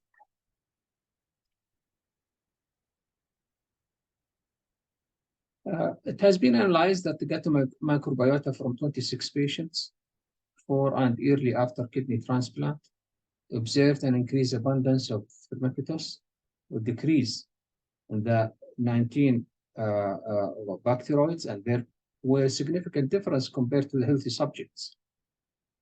The relative abundance of bacteroids decreased even more after transplant, and the phylum Protobacteria increased. When comparing the gut microbiota of patients with or without diarrhea, a reduction in the bacteroids Lomosus cobracoccus was observed in the first group, and the additional study showed a reduction in bacteroids with a reduction in Clostridial and bacteroides. At the same time, there was an increase in Lactobacillus. Finally, author indicated a high abundance of Enterococcus in fecal samples. They found a decrease in abundance of Obitobacterium, Anospiritus, and Cryptococcus. The majority of these differences were independent from the antibiotic use and time after transplantation. The authors did not identify the presence of common diarrhea causing pathogens in all but 2 samples, but found an increase in Romulus abundance after onset of diarrhea. As you can see that there are potential influences of microflora on the graft function. For example, that short-chain fatty acids affect the histone deacetylase and thus provide epigenetic regulation of the cell function. The intestinal microflora influence the production and survival of the regulatory cells, mediated by bacterial short-chain fatty acids, which affect B cell G protein coupled receptors and aryl hydrocarbon receptors, respectively. On the other hand, some groups of drugs, such as antibiotics, PPIs, and nonsteroidal, have been proven to significantly impact the animal and human microbiome. In vitro studies suggested that up to 24% of human targeted drugs among all drug classes potentially inhibit bacterial growth. On the contrary, it is also known that the tacrolimus concentration significantly increased during infectious diarrhea, partially due to altered gut metabolism.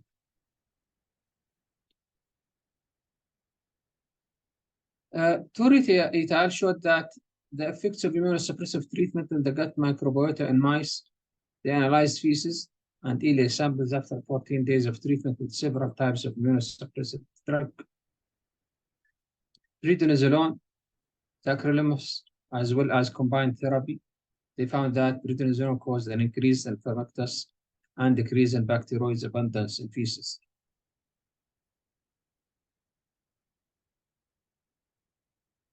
There was also an increased risk of pathogenic E. coli strains colonization in treated mice. This shows important alterations in gut immunity during immunosuppression. And there was also decrease in Lachnus pariki, while Lachnus pariki abundance increased with another strain, NK4A136. This in turn might be associated with trig expansion. Interestingly, mycophenolate mofetil affected both the gut microbiota and the T cell population differently than methotrexate.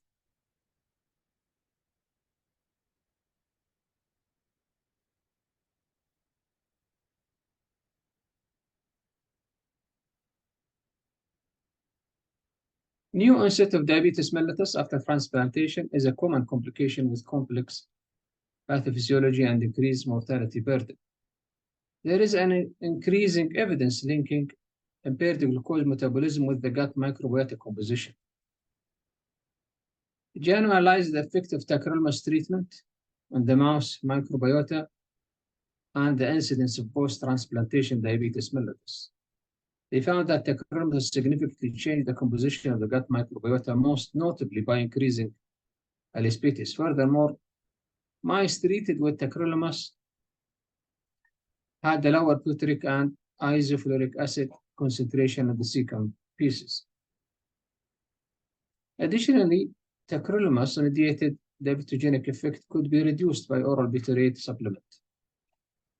It has been observed that a decrease in rosoburia in the hyperglycemic rats treated with tacrolimus or sirolimus. It is often initiated by altered metabolism and high concentration of immunosuppression or loss of immunological balance caused by infection, bringing attention to the role of the gut microbiota in this process.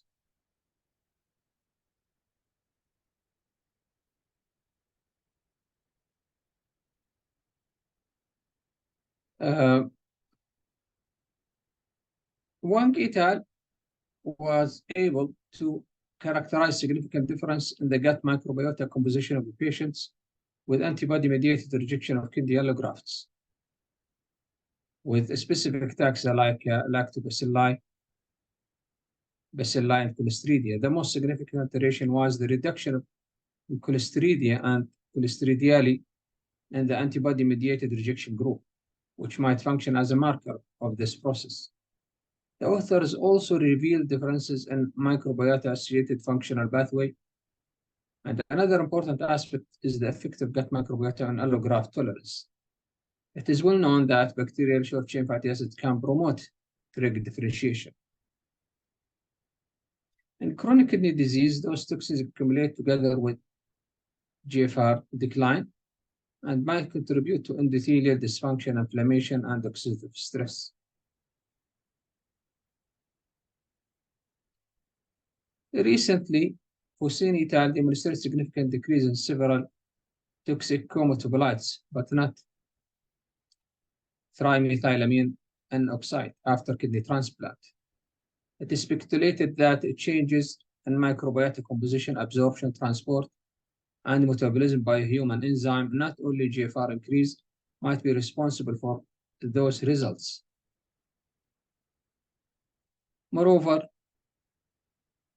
it has been the plasma concentration in a transplanted patient was lower compared to healthy control.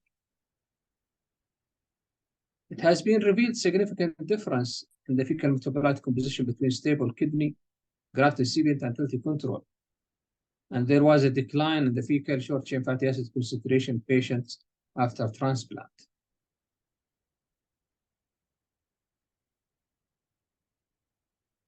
Fecal metabolites could provide useful information and clinical application, but need further study.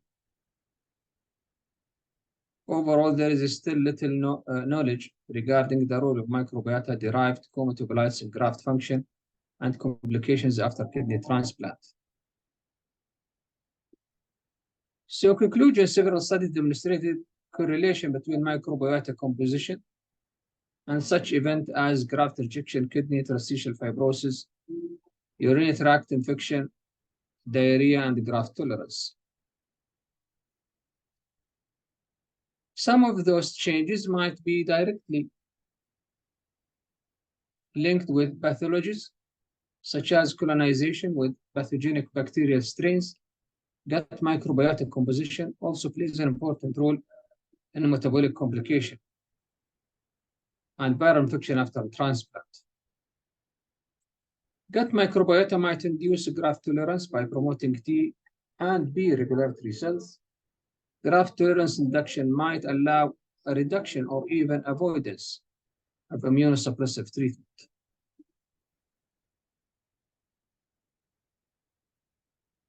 Some of these negative effects could be reversed by probiotic of fecal microbiota transplantation, while diabetes and hypertension, as well as cytomegalovirus viremia, are common and important complications of transplant, both worsening the graft function and causing systemic injuries. It opens potential clinical treatment options.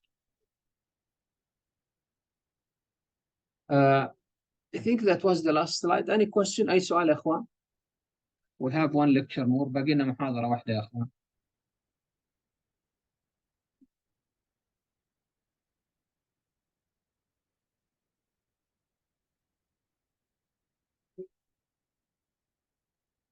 Ru'a, Alia, thank you very much. Iman, thank you.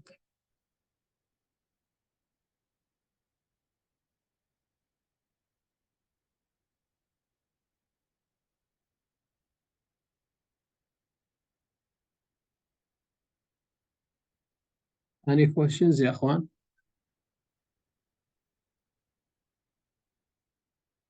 Okay, we move to the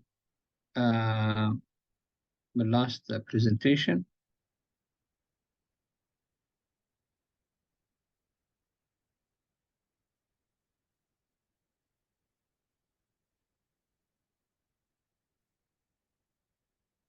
It's about the symbiotics and surgery, which can probiotics and probiotics affects inflammatory surgical outcome. The most recent years, interest has turned to prebiotics or non-digestible food ingredients, fibers that beneficially affect the host by selectively stimulating the growth.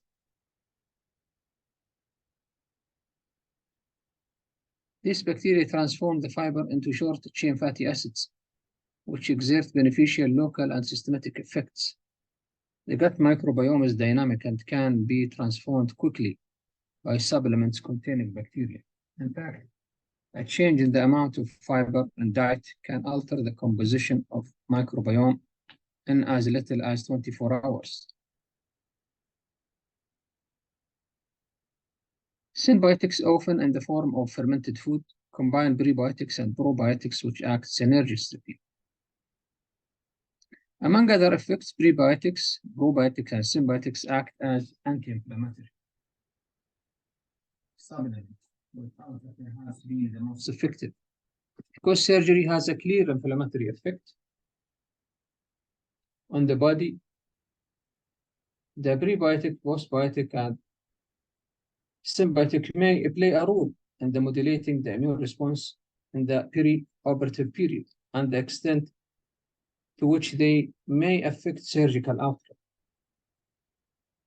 Inflammation, although required for normal response to invading organism and stress, when excessive and uncontrolled, can precipitate a variety of chronic disease and subdue healing in many forms. Inflammatory syndromes which fail resolve can lead to dysfunction in a wide range of organ systems, including vascular disease, metabolic syndromes, multiple gastrointestinal conditions, and neurological disease.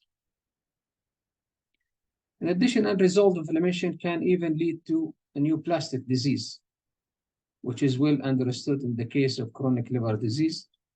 Appropriate inflammation signaling is vital to immune system function, and excessive inflammation is detrimental to healing from surgical and medical disease.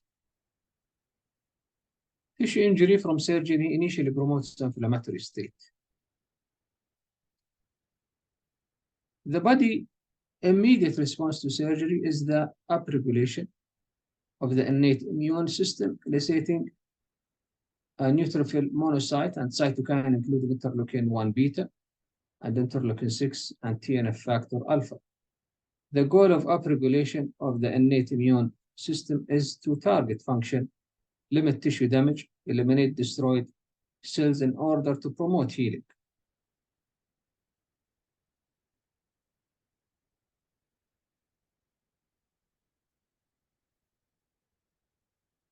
This initial inflammatory state triggers suppression of the adaptive immune system by damping T cell proliferation in order to quell a hyperinflammatory response, which may hinder appropriate healing. The anti-inflammatory phase is prolonged in comparison to the initial heightened innate immune response and is associated with increased level of anti-inflammatory cytokines, including interleukin-1, 4, and 10.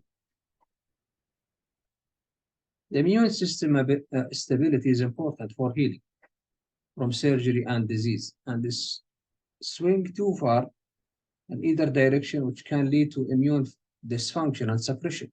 On the other hand, hyperinflammation defined by elevated inflammatory markers can lead to suppressed immunity.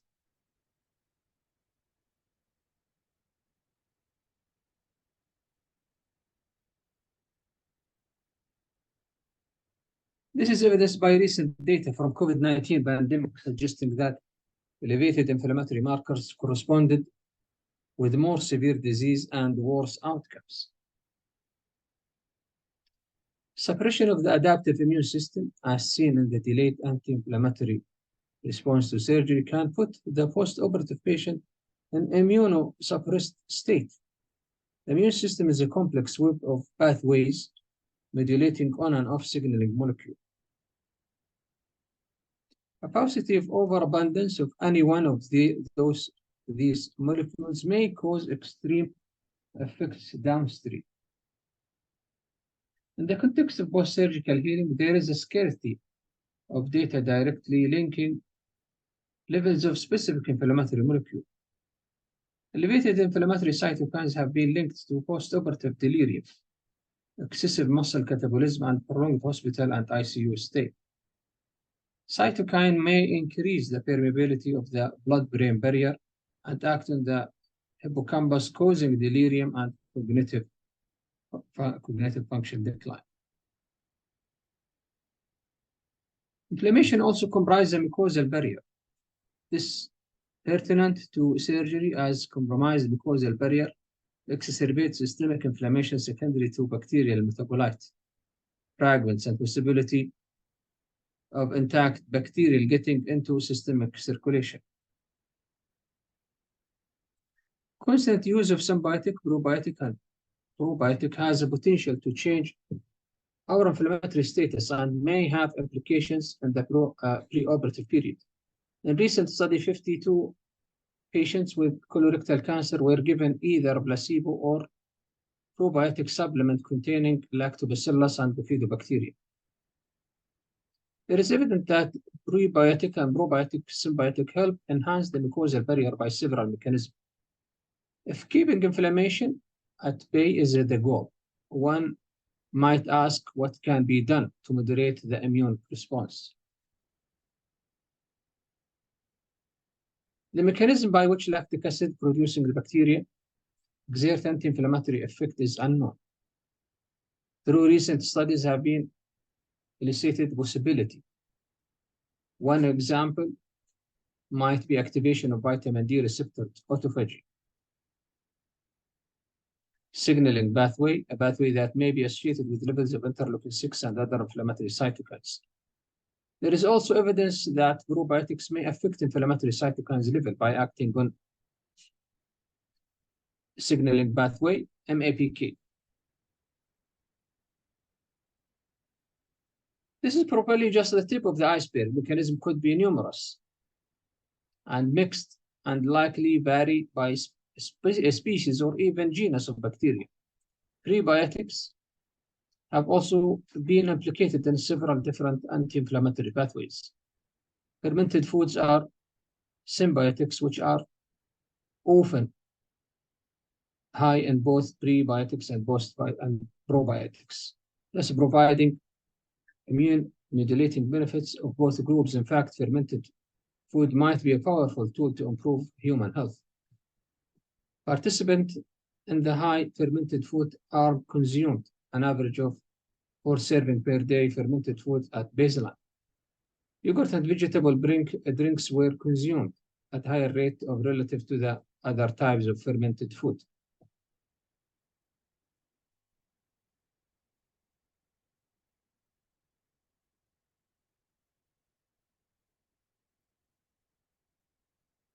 Microbial diversity has been correlated with the human health, although 90% of bacteria in our microbiome belong to just 20 species. A human microbiome has 2,300 species of bacteria that have been sequenced.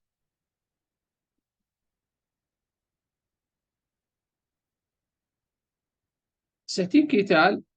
Demonstrated that in addition to an increase in the microbiome diversity, an introduction of the new variety of bacteria, several inflammatory markers decreased over the fermented food intervention,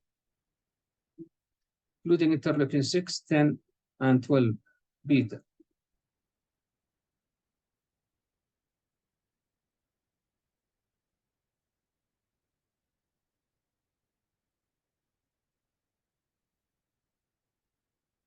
Beyond just reducing circulating levels of inflammatory markers in the blood, recent data utilizing a marine model demonstrated that kefir fermented milk symbiotic alleviate tissue injury. In this study, mice were exposed to particulate matter in the lung tissue of the mice that were fed a reduction in the oxidative stress and local inflammatory cell inflammation. Although much of these data refer to the separate component, either a prebiotic or probiotic, it does seem that the combination in the form of the symbiotic and fermented food might be of greater benefit than each component on its own. SSI, surgical site infection, is a potentially preventable cause of post-operative patient morbidity, and the occurrence contributes to increased health costs.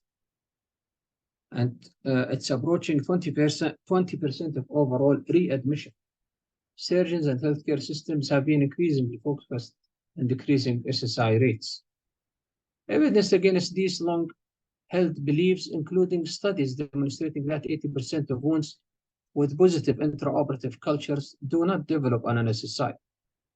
And wound cultures at the time of operation show no correlation with pathogens involved in SSI.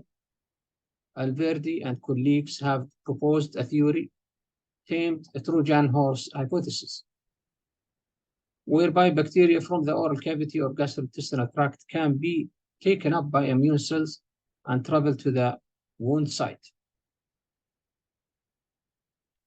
As discussed in the review, administration of symbiotic can manipulate the composition of gastrointestinal flora. Several randomized controlled trials have been employed.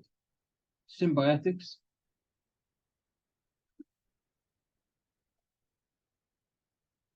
and the abdominal surgery, with some trials demonstrating no difference when compared to placebo, but with majority of studies demonstrating benefits of symbiotics. Trials have employed heterogeneous interventions, including probiotics only, probiotics plus fibers, probiotics plus tube feeding containing fibers, as well as various timing strategies. These trials have been combined as a systematic review and meta-analysis, with the conclusion that symbiotic, specifically both before and after surgery, have the potential to reduce infectious complications significantly. Current meta-analysis suggests that symbiotic may also reduce the rate of respiratory UTI and wound infection complication following gastrointestinal surgery and abundant, and in addition to shortening the length of hospital stay. Newer data suggests that the use of prebiotic plus post-operative symbiotics is more effective compared with only post-operative symbiotic or placebo, significantly reducing the incidence of infections with less hospital stay and length of symbiotic antibiotic usage. The data suggests that there is a potential benefits to a preoperative administration of symbiotic for multiple types of abdominal surgery to decrease infectious complications. Symbiotics are relatively inexpensive intervention, which could result in fewer patients experiencing surgical infection and decreased healthcare costs.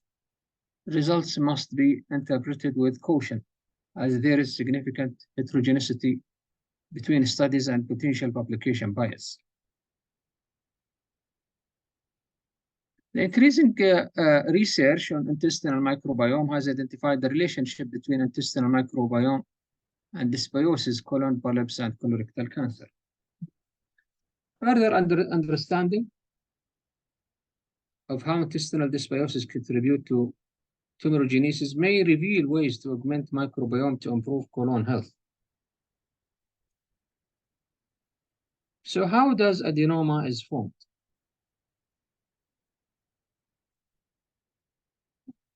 Prospectively examine the microbiome in 100 individuals and 4 undergoing screening colonoscopies.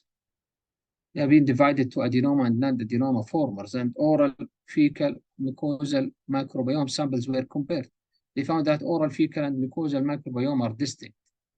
Significantly, they found that mucosal microbial abundance of adenoma former have unique profile, including specific taxa that can reliably predict adenoma formation. Notably, oral and fecal abundance were not predicted.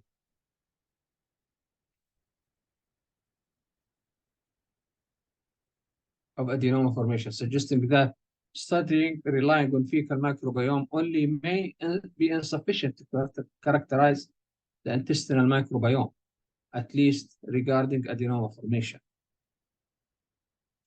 Despite advances, treatment colorectal cancer recur in up to 38% of patients who are designated to have adenoma curable resection.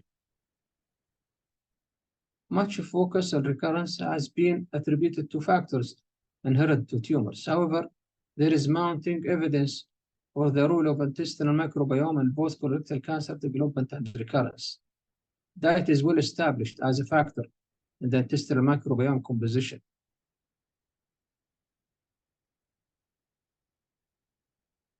Mice were fed in Western diet versus standard diet for 4 weeks prior to surgery. Mice were given a preoperative antibiotic and underwent colon resection and anastomosis. Mice were given to Enterococcus faecalis enema on postoperative day. Upon examining feces and colon on day 21, 88% of Western food fed mice had pre-anastomosis tumor versus 30% of standard diet mice. Conversely, Western diet fed mice given antibiotics, E. faecalis, and had a statistically significant reduction in tumor formation and maintained microbial diversity compared to controlled Western diet mice without pig. It has been demonstrated that adenoma former have a distinct mucosal microbiome. Additionally, the evidence indicates that antibiotics and dietary factors, specifically high fat and low fiber diet.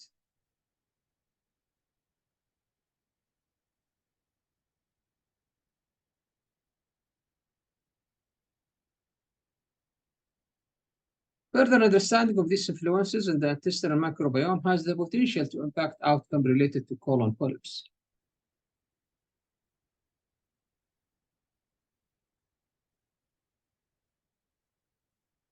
Further understanding of these influences in the intestinal microbiome has the potential to impact outcome related to colon polyp and colorectal cancer. So what about anastomosis leak?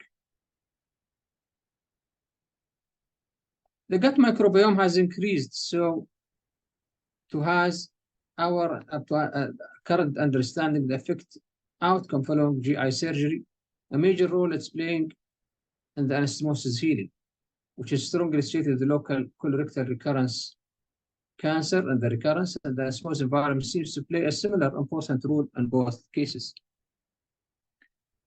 Current understanding that the submucosa is composed of collagen and elastin, which provide the greatest tensile strength of all 4 layers.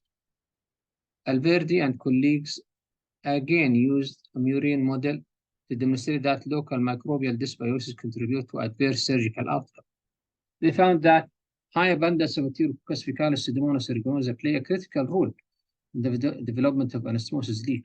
In the mouse model, these bacteria contribute to leak through collagen lysis by high collagenase activity and activation of matrix metalloprotease. This finding raised the possibility of targeting the gut microbiome to prevent anastomosis leak.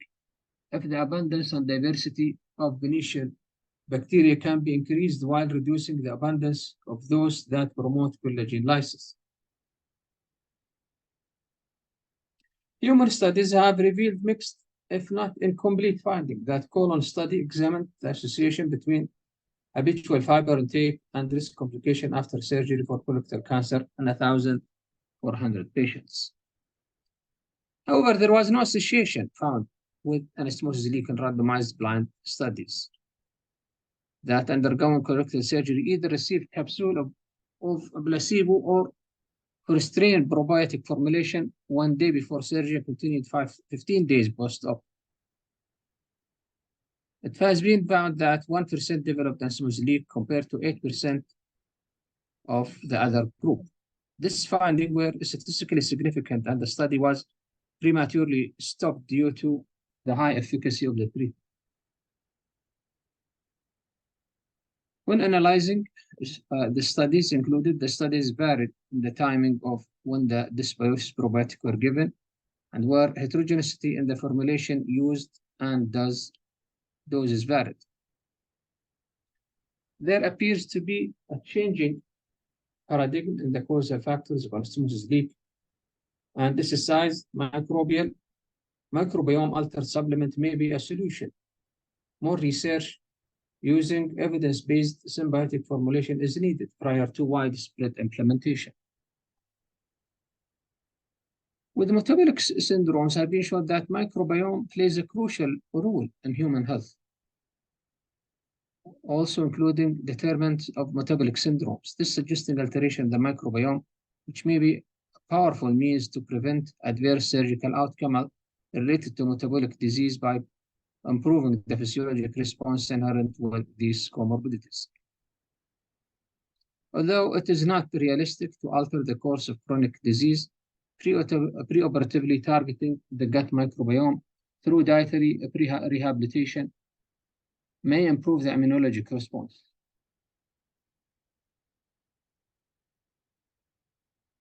Rizital administered the microbiota from a lean individual into a small intestine of men with a metabolic syndrome. After 6 weeks, insulin sensitivity increased in the recipient, where the rate of median glucose disappearance increased from 26 up to 45. Additional decreased insulin resistance and decreased blood pressure were found with kimchi intervention. Overall, it appeared that a growing body literature implicating favorable gut microbiome phenotypic for metabolic health. Additionally, metabolic syndromes can negatively affect surgical outcome. So, in conclusion, multiple studies have demonstrated beneficial effects of symbiotics and the preoperative period to decrease multiple negative outcomes. Dr. John Alberti is a leader in rethinking surgical dogma and investigating the impact of resident human intestinal bacteria on surgical outcome. Further studies consider evidence-based strain-specific formulation and work to determine ideal duration of treatment. Dietary interventions such as fermented food and high-fiber diet should be considered in preoperative regimen. I think that was our last presentation. Any question, إخوان, أي سؤال؟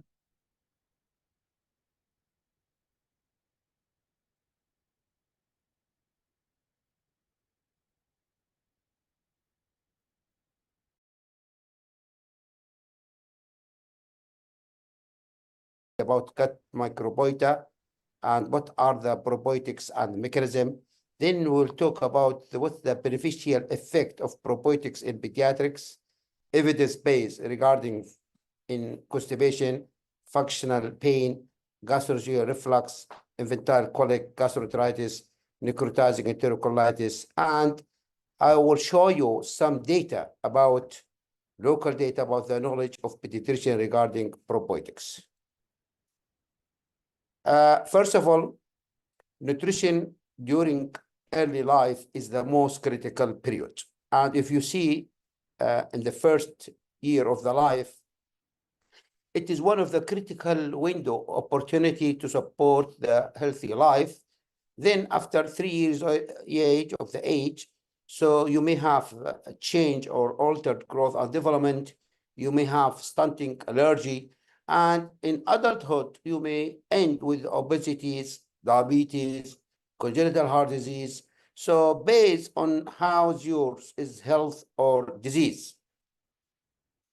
However, we always stress that an infant is not a small adult. Why? Because their organs still not developed.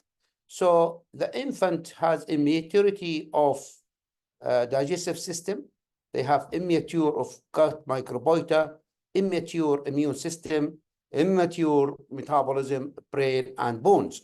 So this is why pathophysiology of any diseases in infant is differ completely from the adult. So gut microbiota is one of the power of the microbiome. So Hippocrates said all disease begins in the gut. Yes, I believe him. This statement is very true that all disease in the gut because of the microbiota. Why? Because in the human, you have 100 trillion bacteria in the gut, was almost 10 times of the human cells, together with processing 23,000 of the genes, contributing to 4.4. And 70% of the body immune system are present in the intestinal mucosa. And you didn't believe that it accounts up to 2 kilos microbiota. So if your weight is 90 kilo, it's not 90 kilos. It is 88. Why? Because 2 kilos are remaining to the microbiota in your body. So gut microbiota play a central role in the 70% of the immune system. A surface approximately about 30 millimeters. And again, as I said, 100 millions of neurons with the gut microbiota. So if you see the development of gut microbiota starting at birth, in the birth, you see most of these microbiota mainly enterobactericide. Then in the first month of the life, you will see bifidobacteria. And at the age of 6 months, you will see mainly Clostridia. And at the age of 1 year, you will see Clostridia. And in 2 to 3 years, you will see bactericide mainly rather than Clostridia. So according to the age, you will see different microbiota, but bifidobacteria is the dominant species in the early colonization of the gut babies. So gut bacteria and the GI is very complex. Believe me, you'll see different species from stomach until colon. In the stomach, you will see mainly in the duodenum contributing up to 10 to the power 5 of the bacteroid. In the intestine, you will see stomach mainly, and the jejunum, you will see bacteroid, Candida albicans. So I think it is very complex ecosystem in your bodies, including anaerobic and anaerobic bacteria. So this is why, if you want to go outside the prod, and if you want to leave Saudi Arabia, so you have to identify yourself by passport, and you have fingerprint. And this is why in microbiota, each one has unique microbiota. So I believe in the next 20 years, they will ask you your fingerprint to see your microbiota, because each one has individual gut microbiota to differentiate from others. So it's very unique, like to identify a person by DNA. So this is a unique microbiota. It helps to identify the person. What's the mechanism that GI is a very intelligent defense system with the different lines of the defense? Number one, we call it GALT, gut-associated lymphoid tissues. Number two, microflora. Number three, intestinal mucosa. So what is GALT? GALT, usually it's compromised or consists of the 80% immunological cells in the bodies, and it is one of the largest organs and mainly secrete 70% of the secretory IgA. And this is why you see it in the Bayer patches, mainly in the appendix, and you will see the isolated lymphoid follicles that contributed to the immune system. We never forget that there is influences on the gut microbiota, includes gene, includes drugs, include diet, pregnancy, lactating, date of delivery. So I think each one should have separate lectures to identify and to see how the influence of the gut microbiota. And the role of intestinal flora, this is why gut microbiota help to support gut barrier by increased mucin production and decreased permeabilities. However, it will help to support the adaptive immune system by generating IgA antibodies and balanced T helper cells. So there is one question I have receiving from my colleague. How the gut or the immunities and microbiota help in prevention of allergy? So, for example, does microbiota or probiotics help in prevention allergy? The answer is yes, because it maintains the barrier against infectious agent, make as a barrier. And the second thing, it will interact with the immune system to induce mucosal and systemic tolerance. So this is why this is a strong evidence that microbiota in the gut can prevent allergy by maintaining immune system and maintaining barrier system. We always say that train and educate normal immune system response. How? The development of the healthy microbiota in the early life is crucial to allow the proper training and development of immune system. How to train it? By two important functions: by mounting the function of the pathogens and by maintaining low responsiveness of the harm antigen. So how the immune system train? How make, like if you are going to fitness to build up and train your bodies, how the immune system train? It is very important during weaning in early childhood that immune system is challenged with a different stimuli, including pathogen, allergen, and food antigen. So weaning is very, very crucial window in training of the immune system. So, in example, if the infant grow up too hygiene, meaning there is no contact with the molecules or agent that trigger immune system. So it will become hypersensitive to stimuli throughout the life. So it will be his immune system never learn to discriminate between healthy and pathogen triggers. So I make it more easy. Be in the middles, not too hygiene and not too dirty. Why? Because too hygiene, your system cannot discriminate between healthy and non-healthy pathogens. So gut microbiota play an important role in maintaining health. So probiotics are believed to augment it further. So the definition of the probiotics, according to Food and Architectures of United Nations, according to WHO, and according to ISAPP, that it is a live microorganism when administered in adequate amount, confer a health benefit on the host. And remember, there is probiotics families. You have probiotics, you have prebiotics, you have symbiotics, and you have postbiotics.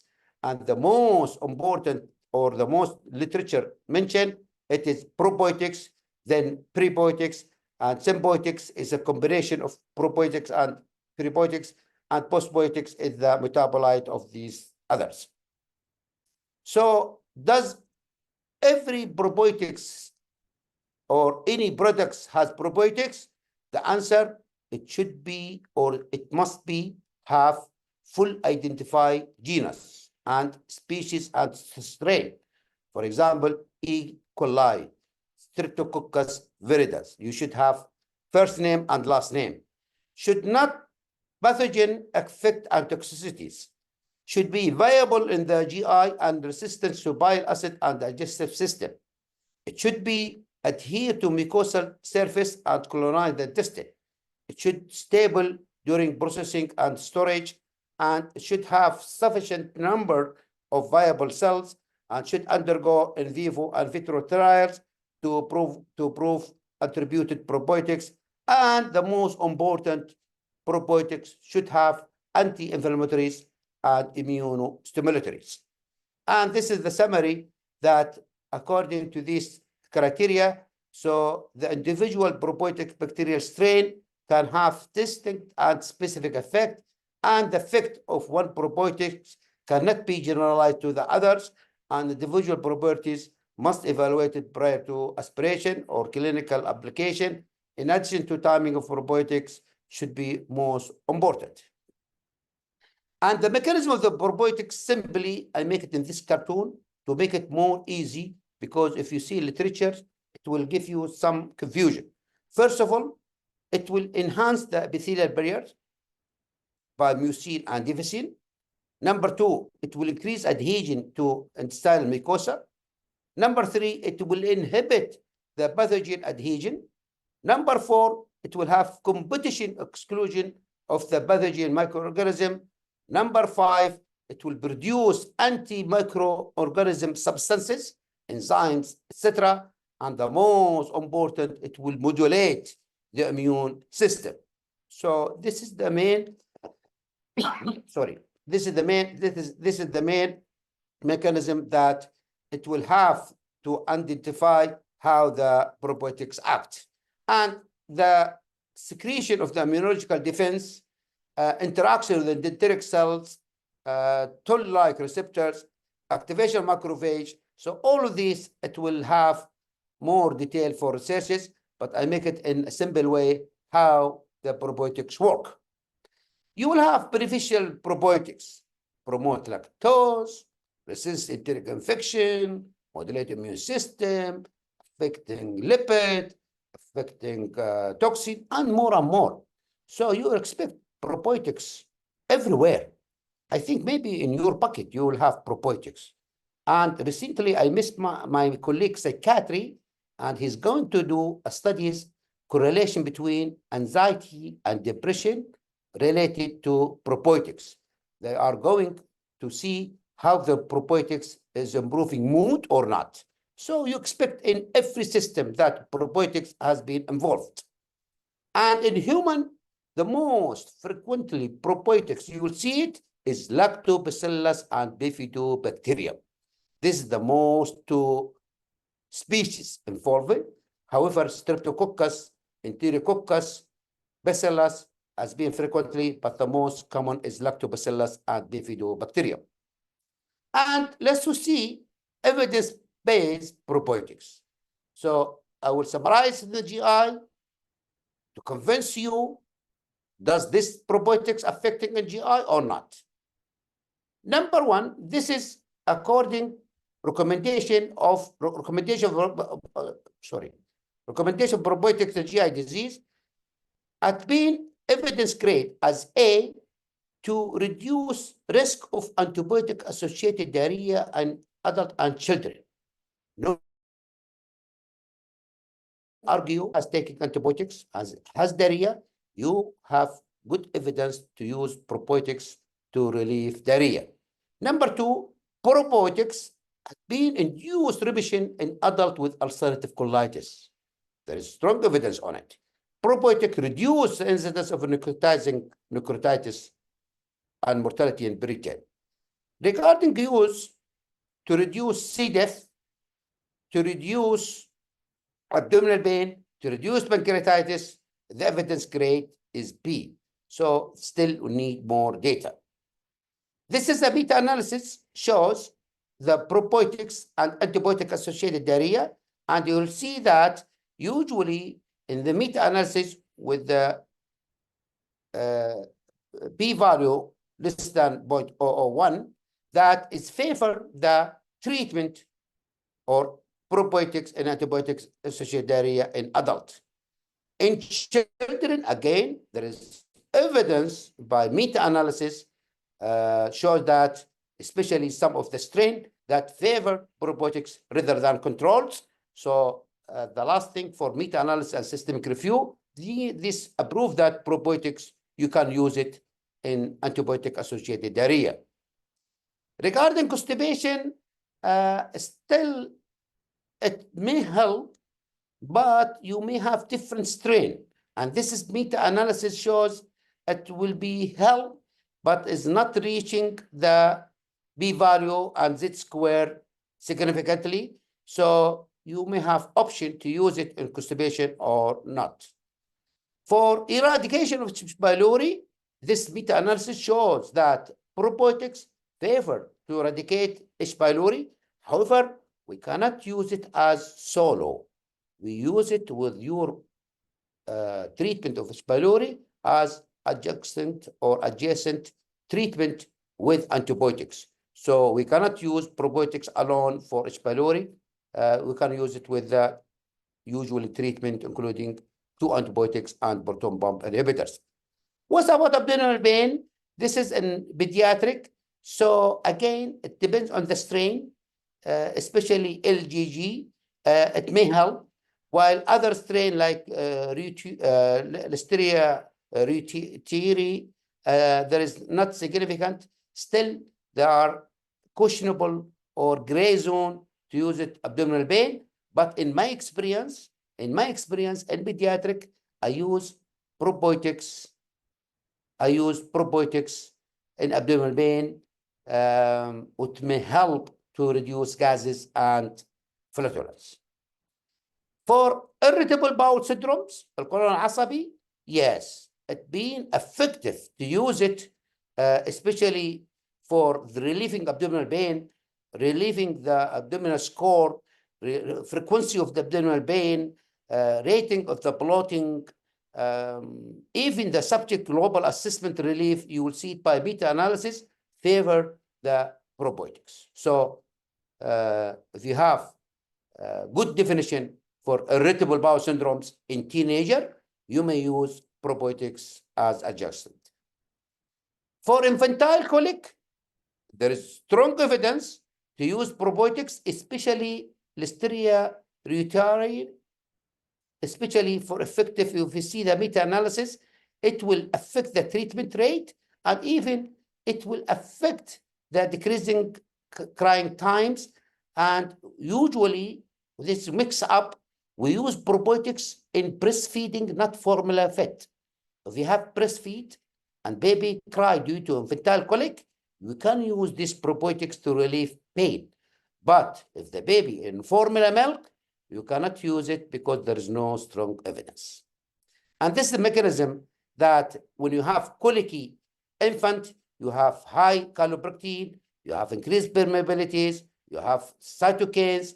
By producing probiotics, you will decrease the fecal calprotectin and decrease markers, and the baby will have reduced crying and fussy.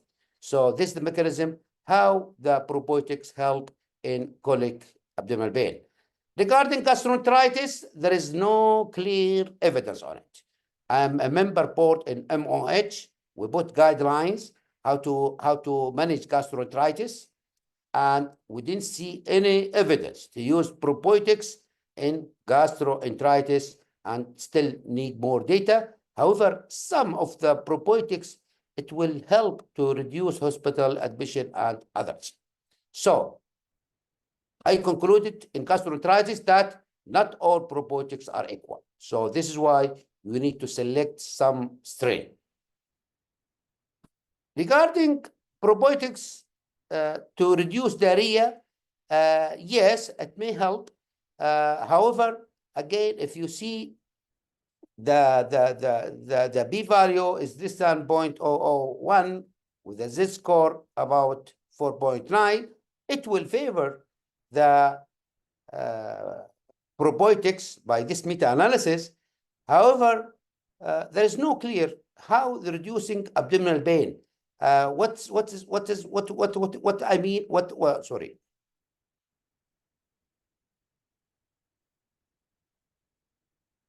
What do you mean to release diarrhea?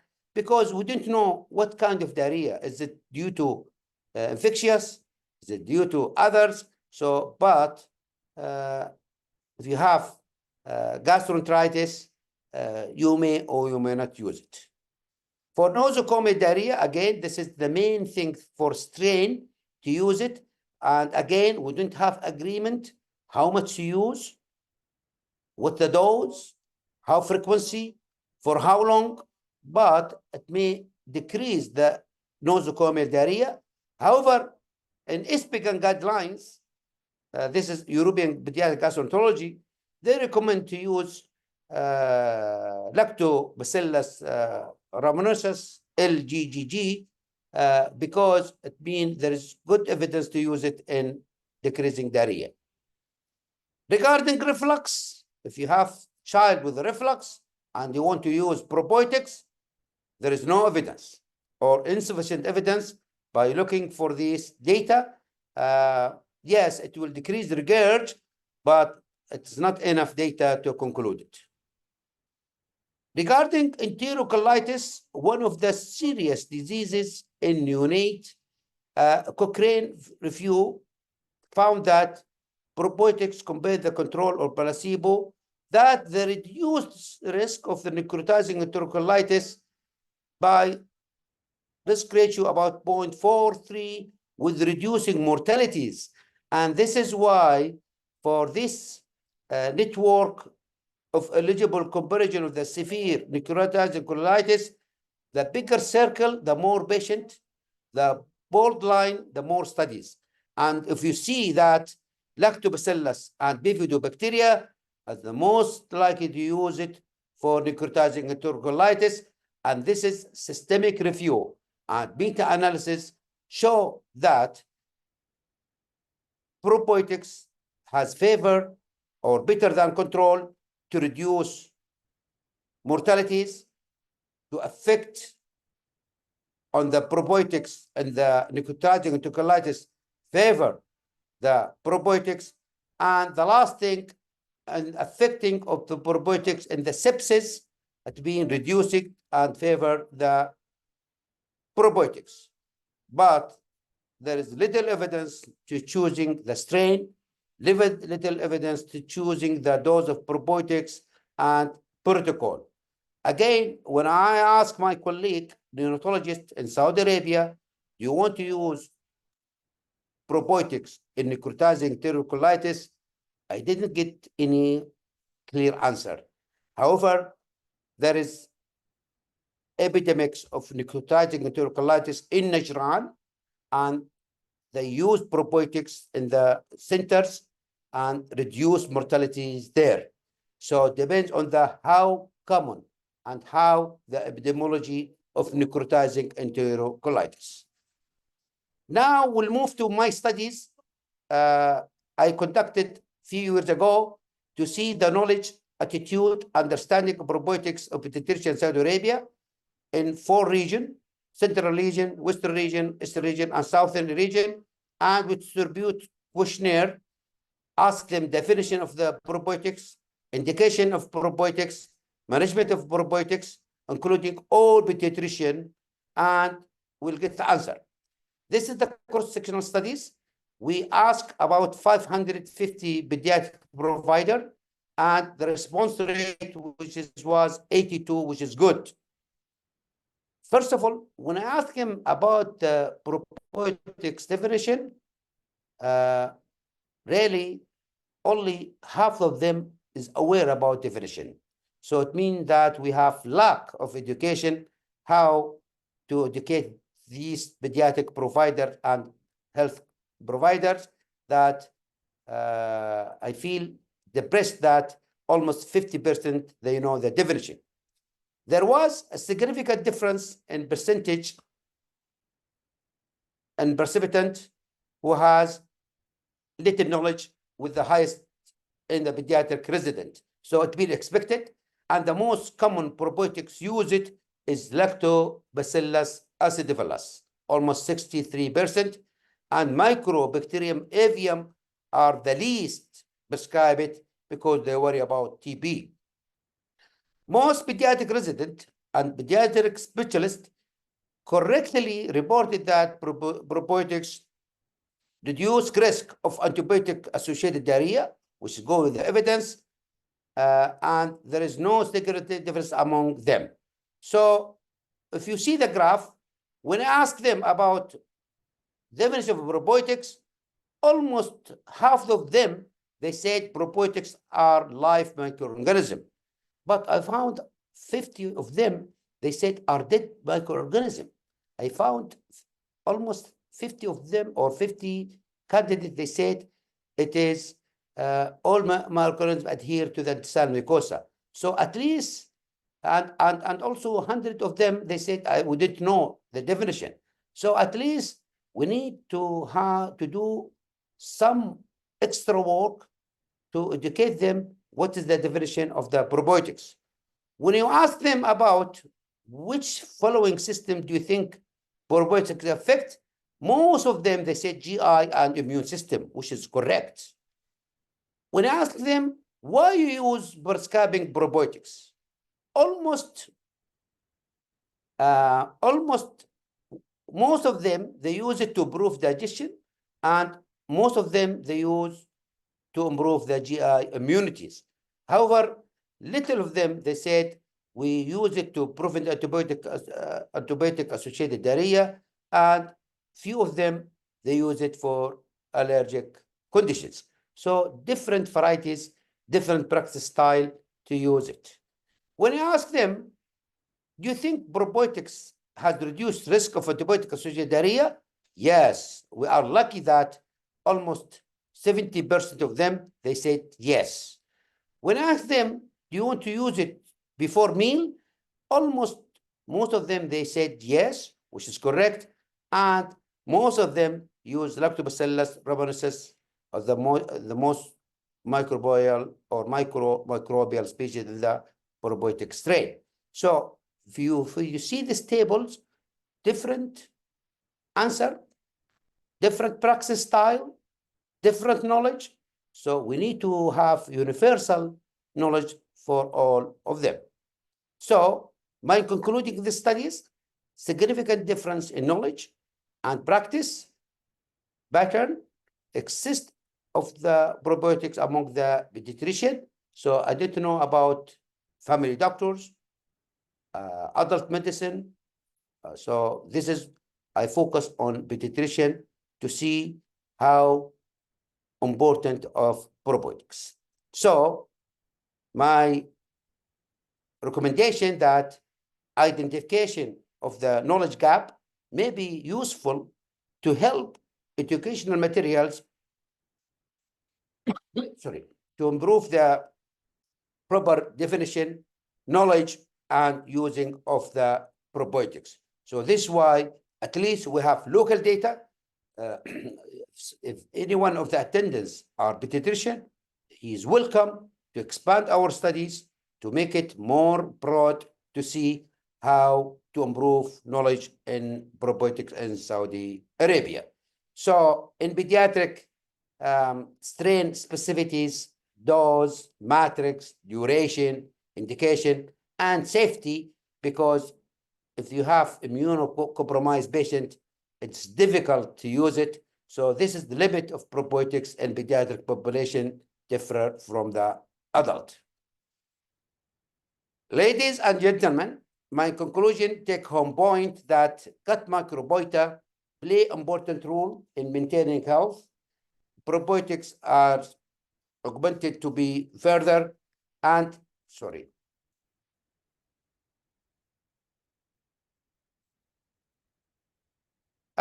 the GI has three defense system through GALT, gut-associated lymphoid tissues, microflora, and external lining mucosa, and the beneficial effect of probiotics in pediatric, including antibiotic-associated diarrhea, diarrhea-associated C. diff, infantile colic, gastroenteritis, necrotizing enterocolitis. Bifidobacteria are the key colonizer of the infant gut in early infancy. There is a significant difference in knowledge and practice pattern exist for probiotics among pediatricians in Saudi Arabia. And if anyone interested in probiotics, I recommend this one from the Gastroenterology Journal, the Clinical Practice Guidelines, according to American Association Gastroenterology. It will give you very useful information about the clinical practice guidelines, the role of probiotics in management of the GI disease. I hope you enjoy my lectures, and I'm ready for any questions.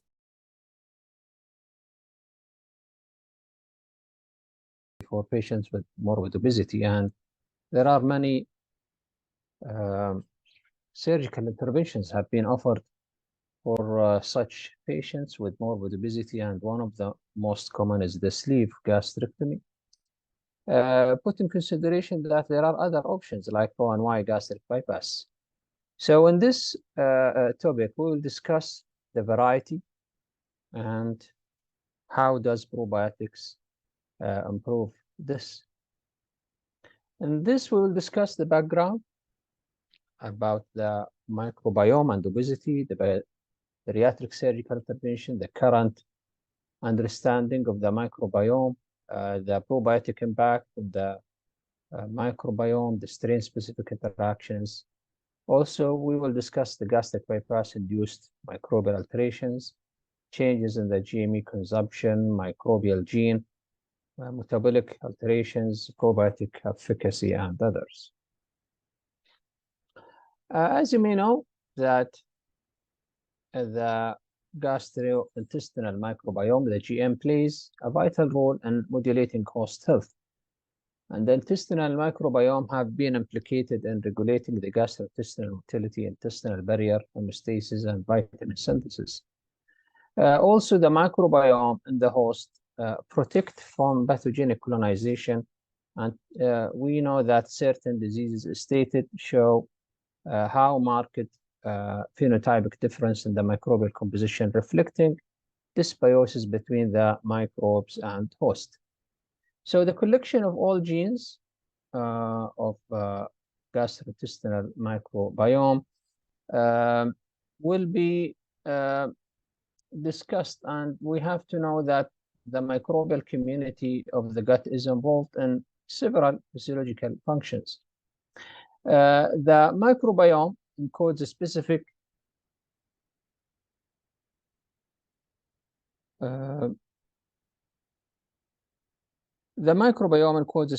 enzymes that have the ability to submit for the fermentation in certain indigestible carbohydrate and protein, which represent almost 30% of the ingested energy. Also, we have to know that the major carbohydrates and protein fermentation end products are short-chain fatty acids, and similar, of course, to bitrate. And these are termed or called like indirect nutrients.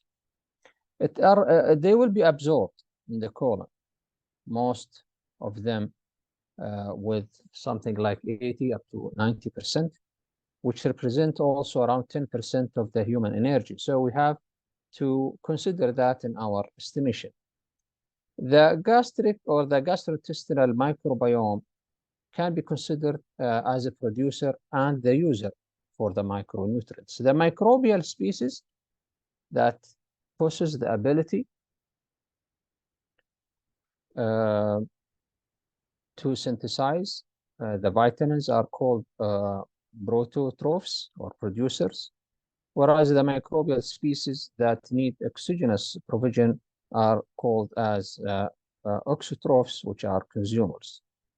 And we will discuss in this review the cancer, the malignancy, and the type 2 diabetes, also the non-alcoholic fatty liver disease, psychiatric and inflammatory disorders, which has been some of it has been discussed in the last presentation of Dr. Muhammad. Also, we have to note that the microbial alterations of the individuals with obesity and how does the gastric bypass modify the microbiome. The Roux-en-Y gastric bypass, due to the substantial impact to the microbiome, and in comparison to more conservative techniques such as gastric sleeves, all these will be discussed. As you can see that in the normal gut, the microbiome, where there will be a bariatric surgery, there will be an alteration in the gut microbiome due to changes in the gastrointestinal tract. So the probiotic supplementation becomes essential. And only criteria, the English articles have been discussed. We found that 27 articles, which initially selected, and addition publication of relevance has been identified. The different types of procedures, the VBG, the adjustable gastric banding, which is almost never used nowadays in Saudi Arabia. It was available almost 20 or 30 years ago. But the sleeve gastrectomy, because it's more safer, have been replaced such procedure.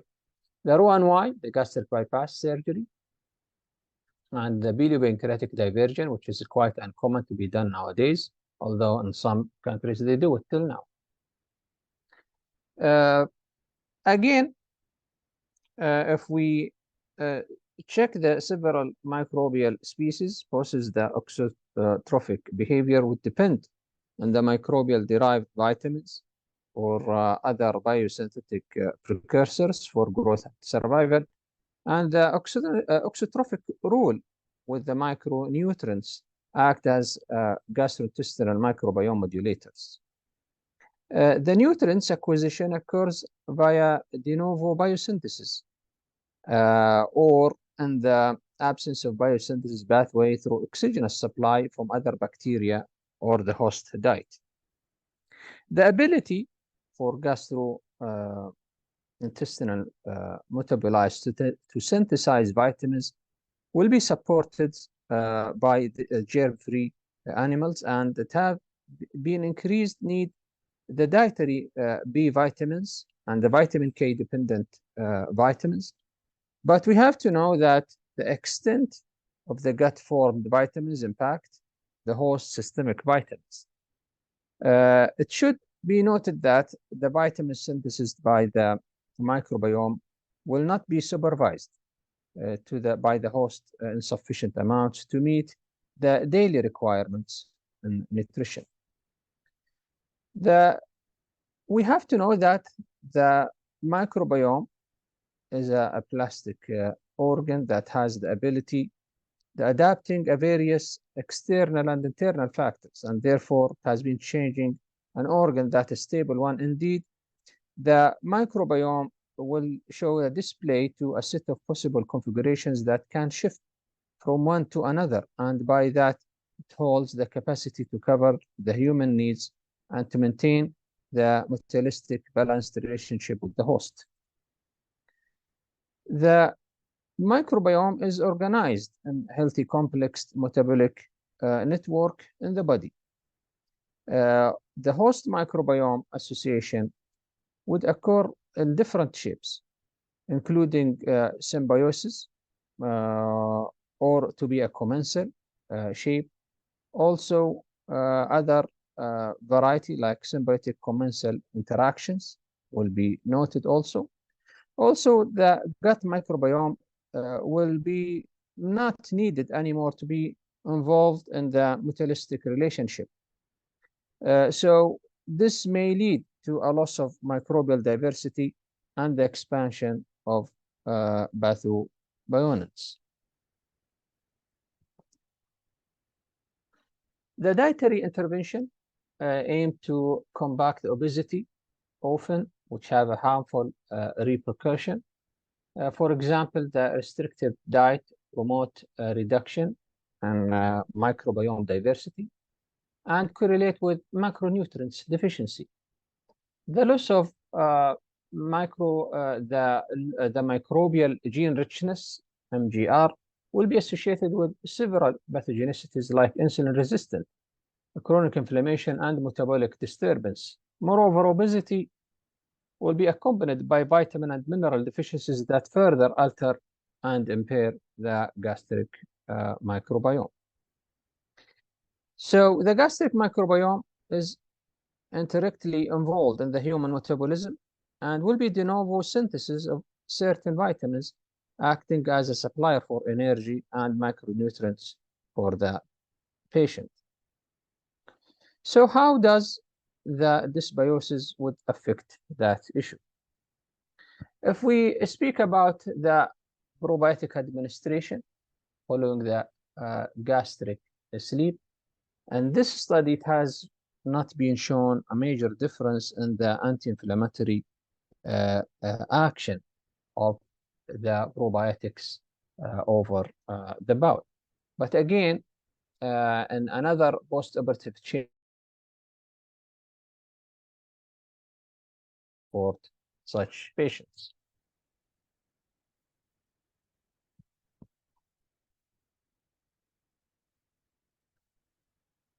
The poor habits with other factors, such as chronic disease, medication, and so forth, the gastric bypass is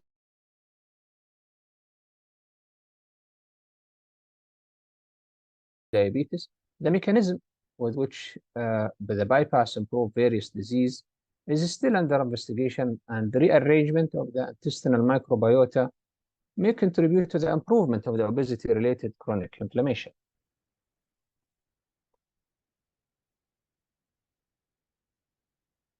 The anatomic and physiological changes are also noted.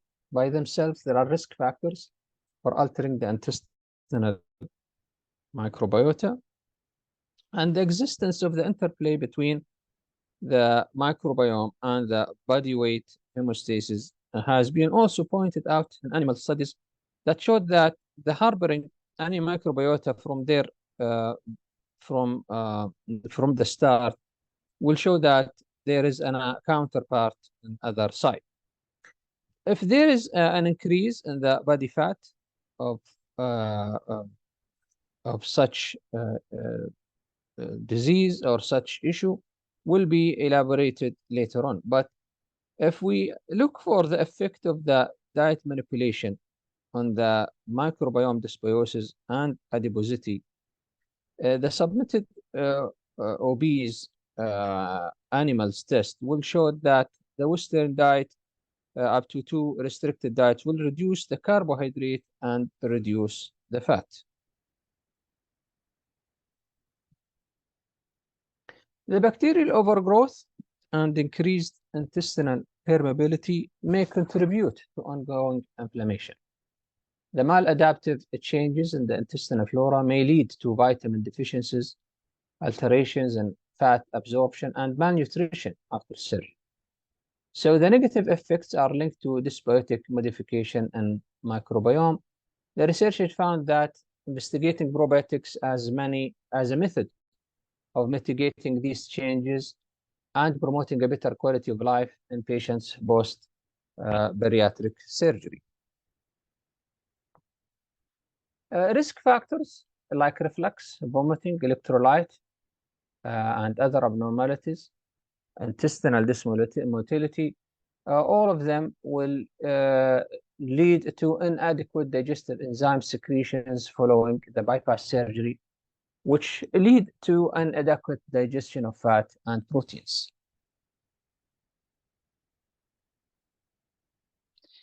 And several studies have been observed that the macronutrient deficiencies in or bacteria and microbiome candidates, and patients reported that these patients displayed at least one vitamin or mineral baseline deficit.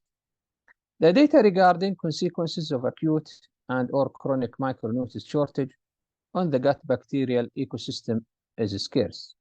The nutrients availability shapes the microbiome composition and plays a key role in determining the ability of the most efficient nutrient components, bacteria, for those patients. The macronutrients limitation may induce genetic and epigenetic changes.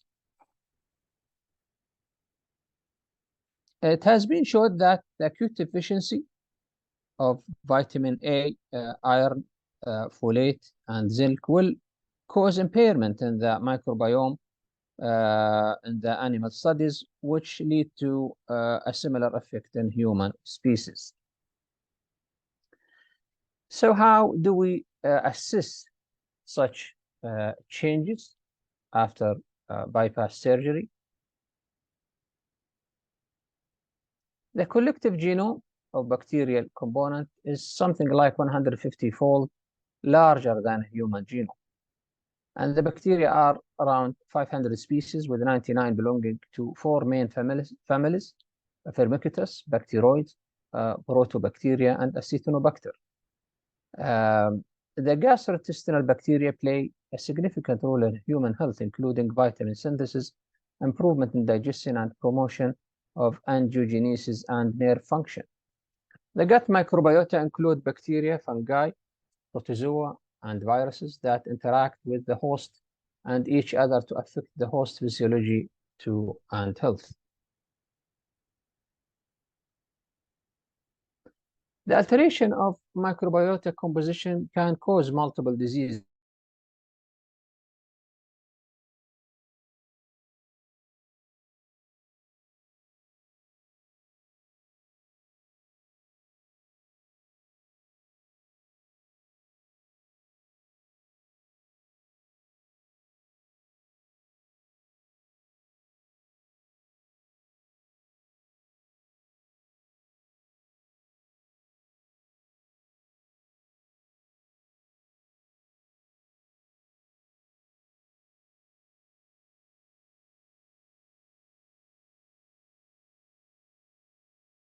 Restrictive and malabsorptive bariatric technique.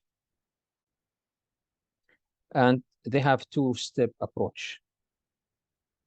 The sleeve gastrectomy involves removal, of course, of almost like 80% of the stomach along the greater curvature, including fundus, corpus, and antrum, with the preservation of the pylorus. And what they leave behind is a narrow reservoir, which is called the sleeve. And it has the capacity of almost 100 ml only. And that's explained why those patients, they vomit a lot after surgery, especially for the sleeve, I mean. And the reason behind that is because the volume of the stomach remained behind is only 100 ml. The decreased gastric volume will not allow distension, of course, and will promote early satiety, will lead also to a reduced portion and the size, and the band effect will be exerted to preserve the pylorus and help restriction. Also, the first step of a staged bariatric procedure for those patients will be for some patients that have high BMI. After initial weight loss induced by the mechanical restriction of a food intake, the patient will go for revision to convert sleeve gastrectomy to RONY or bariatric or biliopancreatic procedure with a duodenal switch in some conditions or some cases that require attention. The next question would be how? How does this procedure or the bariatric surgery will affect the probiotic or the gut microbiome?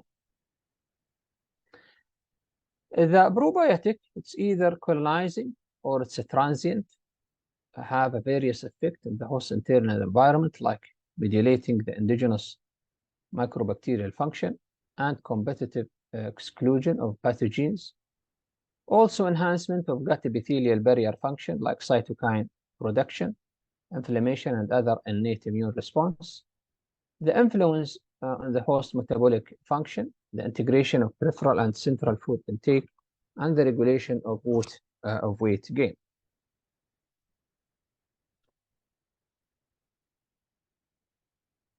The anatomical changes of the stomach after the surgery will shape the microbial presence in the bowel. The function alteration also of the gut microbiome ecosystem are believed to play a significant role in the metabolic improvement. The changes in glucose homeostasis will also be evident after the surgery, and this will be more prominent before a significant weight loss will be noticed by the patient.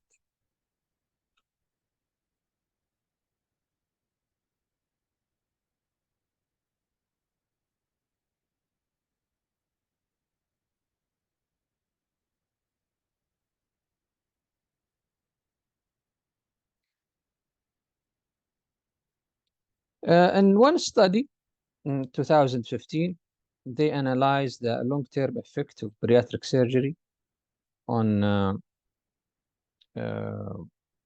how does the colonization of the microbiome and the fecal samples of animal studies.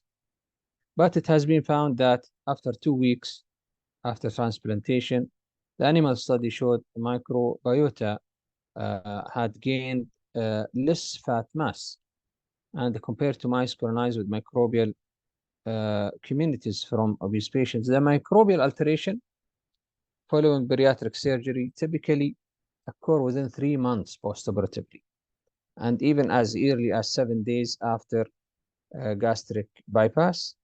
That's explained why it is important to give the probiotic supplement immediately after surgery for a minimum 3 months.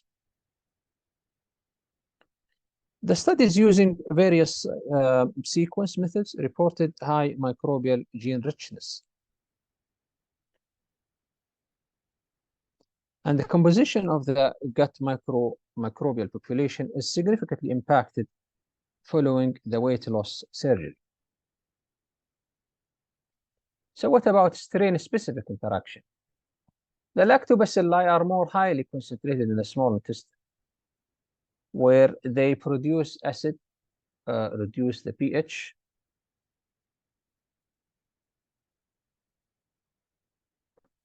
and prevent the growth of pathogenic bacteria.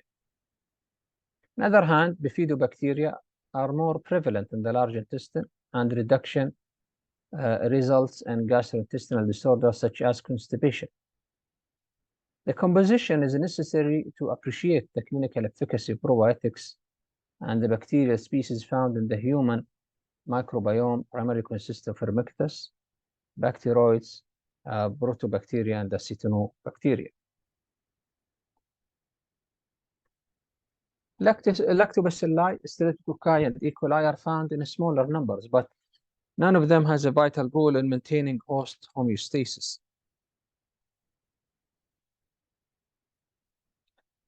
There are different microbiota-related outcomes in relation to different surgical procedures. However, there are few studies exploring these outcomes. It has been reported that some results consistent with other studies that had been done before, that the important abundance of Protobacteria following bypass or sleeve gastrectomy. The bacteroids proportion increased after gastric bypass, but is decreased after the sleeve, despite similar weight loss in 6 months postoperatively. So we have to question ourselves, is this significant, and does it has an impact or not? The single common compositional changes, which is the increase in Rhizoporia abundance, which was reported previously following gastric bypass and sleeve in patients with type 2 diabetes. The differential changes in the microbiome composition were reported after gastric bypass and sleeve, also in a Moran model, and it has been shown that the gastric bypass lead to a significantly lower body weight than sleeve 9 weeks postoperatively, and also produced a greater shift on gastric microbiome compared to sleeve. These results are explained by different arrangements of the digestive tract associated with gastric bypass. So what about the alteration of the bacteria and the composition? Early changes occur under the same time frame as improvements in glucose tolerance and reduced insulin resistance. So the body weight, the adipocyte changes will occur over weeks and months. And the functional alterations of microbiome following the surgery will be discussed and seen in many research activities in the future because of its importance. But again, the effect of such procedure on the metabolism of the essential nutrient like vitamin B12, zinc, and iron, also manganese, will require some attention. Some amino acids uptake is also affected. Some fatty acids metabolism also will be affected. So some researchers found that after 1 year following bypass surgery was associated with more substantial functional changes compared to sleep. That's why sleep is more preferred for some surgeons. Even though both patients after 1 year, over 1 year for patients after sleeve or bypass, they have a similar diet, they have the similar weight loss, and they have a remission also from type 2 diabetes. But again, there was some functional changes as explained. The rapid change in the functional changes after the microbiome was reported immediately after 3 months after the sleeve gastrectomy. The decrease of the microbial function, like pathways related to carbohydrate fermentation and the others, have been noticed after surgery as microbial enzymes activity has been changed. So the mechanism of the microbiome modification and the gastric bypass increase in the bacteroids Firmicutes ratio, while increasing the E. coli and Furucobacteria as a relative percentage of the microbial community. It has been found that after gastric bypass, bacteroids Prevotella ratio group increased and was negatively correlated with corpulence, and the E. coli species increased and inversely correlated with mass, fat mass, and leptin levels independently of the changes in food intake. And the lactic acid bacteria and bifidobacterium also has been reduced. The gut microbiota post-Roux-en-Y could reflect the maximization of energy harvest as adaptation to the starvation. And the bacterial changes stabilized 6 months following surgery, while corpulence and metabolic factors continued to improve, favoring this interpretation.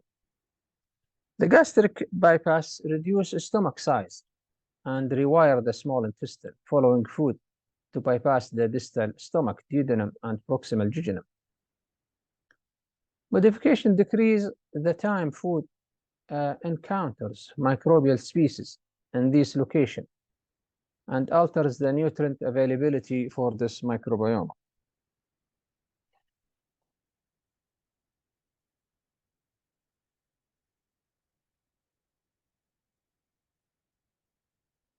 Gut microbial ecology is also important, which is affected by the weight loss after surgery, and the diet dominates over the body weight modification after bariatric surgery and affecting the microbiome.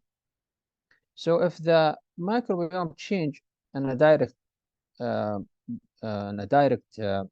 effect after the bariatric surgery will still be also a discussion area for the scientist. The severe dietary restriction and impaired absorption that happen after bariatric surgery and gastric bypass will require lifelong vitamin and mineral supplement.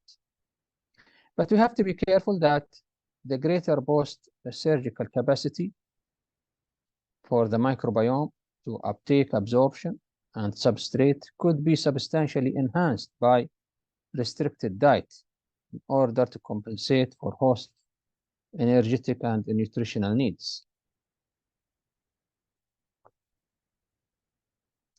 So what about the richness of the gene?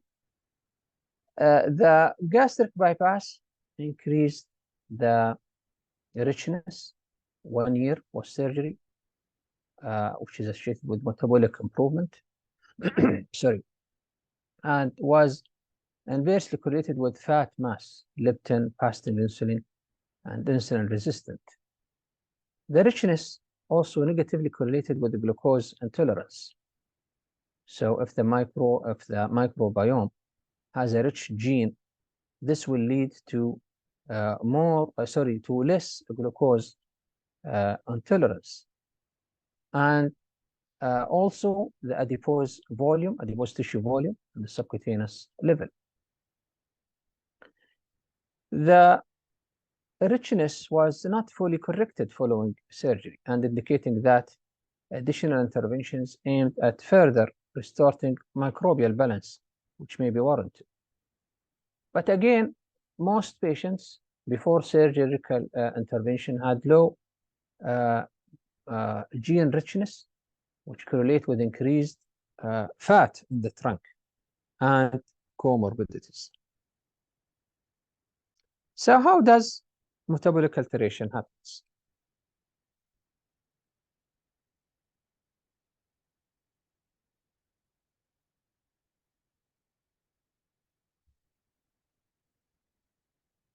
In obese patients, the surgery will lead to bacterial overgrowth, which is known as small intestinal bacterial overgrowth, or SIBO, which is a condition that by itself will lead to interference between the weight loss process or the increase in the micronutrients deficiency. This finding for those patients with morbid obesity showed that the bacterial overgrowth in the small bowel was there in almost 10% or 15% of patients before the surgery. But after the surgery, they found almost 50% of patients, they will have a bacterial overgrowth. So the next question, how does this happen? The intestinal stasis, which allow coliform microorganism proliferation in the small bowel, the mechanical stasis is a frequent cause of intestinal stasis associated with gastrointestinal surgery, including gastric bypass. Also, the creation of some surgical technique is under consideration. So the small bowel usually has some bacterial population, as all we know. But the type and the number of these microorganisms can cause symptoms in case of bacterial overgrowth. But the bacteria recognized as overgrowth, it will resemble the bacteria normally found in the colon, respectively gram-negative aerobes and anaerobes, like E. coli, Enterobacteria, Enterococcus, Klebsiella, and Proteus. Those will be metabolized and digested carbohydrate to short-chain fatty acids and gas. The excessive growth will facilitate the atypical bacteria in the proximal bowel to compete for nutrients with a human host, whereas its metabolites can cause mucosal injury.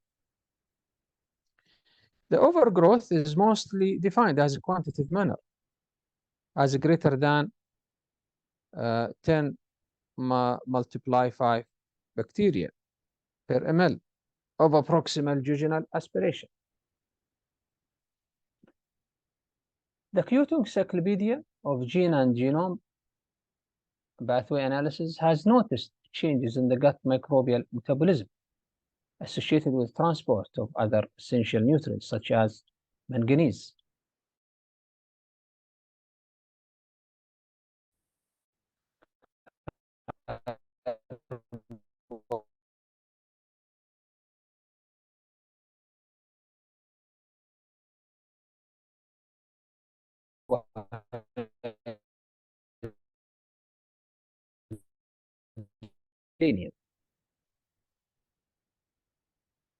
Mechanical restriction of caloric intake after bypass surgery will impair macro and micronutrient absorption, as we know.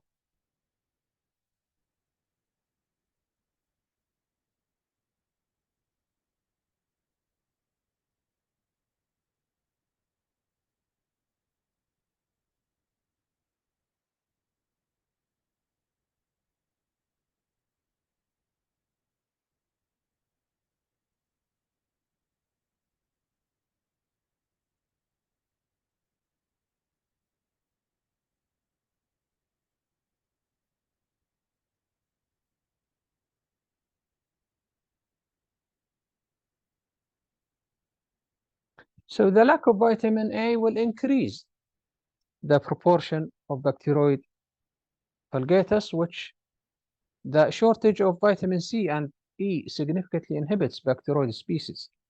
The proportion of bacteroids and firmicutes also severely reduced by the lack of dietary components with antioxidant properties.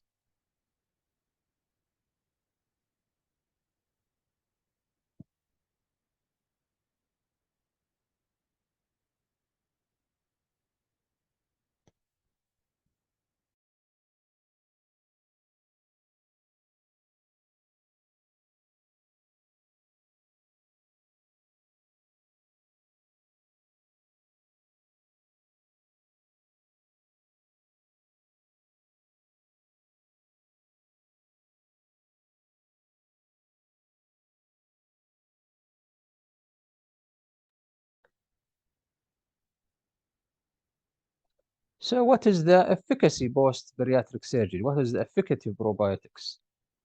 Research support that the effect of probiotics in endotoxin, inflammatory, and oxidative stress status and improvement in micronutrients level.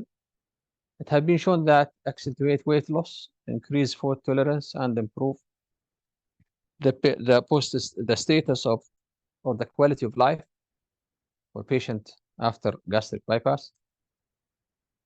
It has been found that the probiotic and digestive enzyme therapy reduced the excessive flatulence, bleaching, and heartburn. It has been found that the inflammation and the physiologic complication after surgery will be minimal after using microbial regulators like probiotics.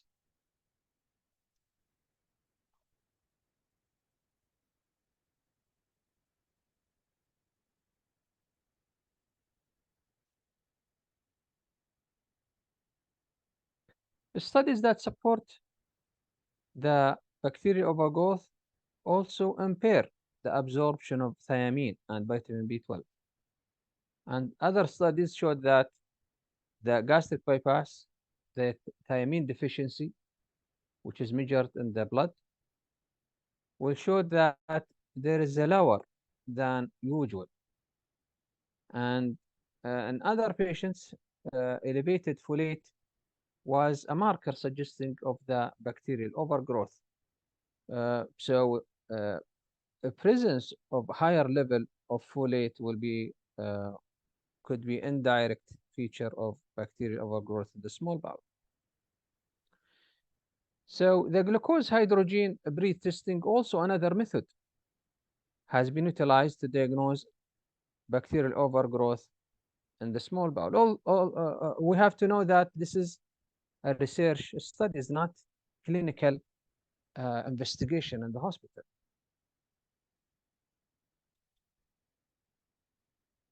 The uptake of vitamin B12 has been described in the presence of bacterial overgrowth due to bacterial synthesis of biological inactive B12 analog. The poor absorption of B12 after bypass surgery will lead, of course, to megaloblastic anemia, as we know. And there are some reported cases that the bypass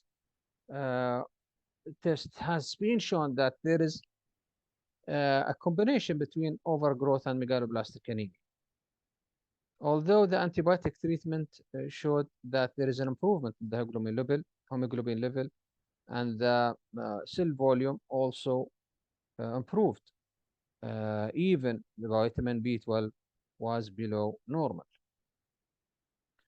So the establishing as low vitamin B12 level as related to surgery and the alteration in the microbiome composition and the function following the surgery will be difficult because there are some cases that are not affected. So the major metabolic and hormonal changes occurring concomitantly after early postoperative stage is quite important. The anatomical rearrangement of the gut, weight loss, and diet, and others will be involved to sustain the microbiome after bariatric surgery, such as the biliary acid and hormones.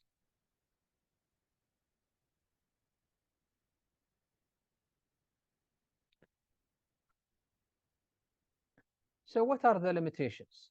The studies are vary in their design, which assess the probiotic efficiency. And the extensive individual variation is also a significant factor to study such issue.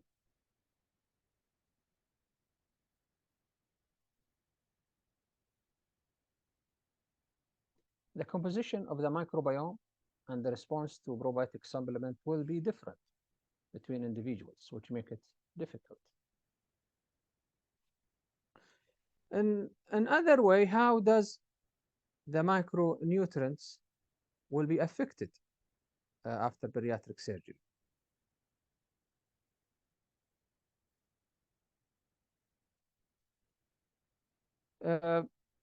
The bariatric surgery will lead to a post-operative nutritional and metabolic complication, as all we know.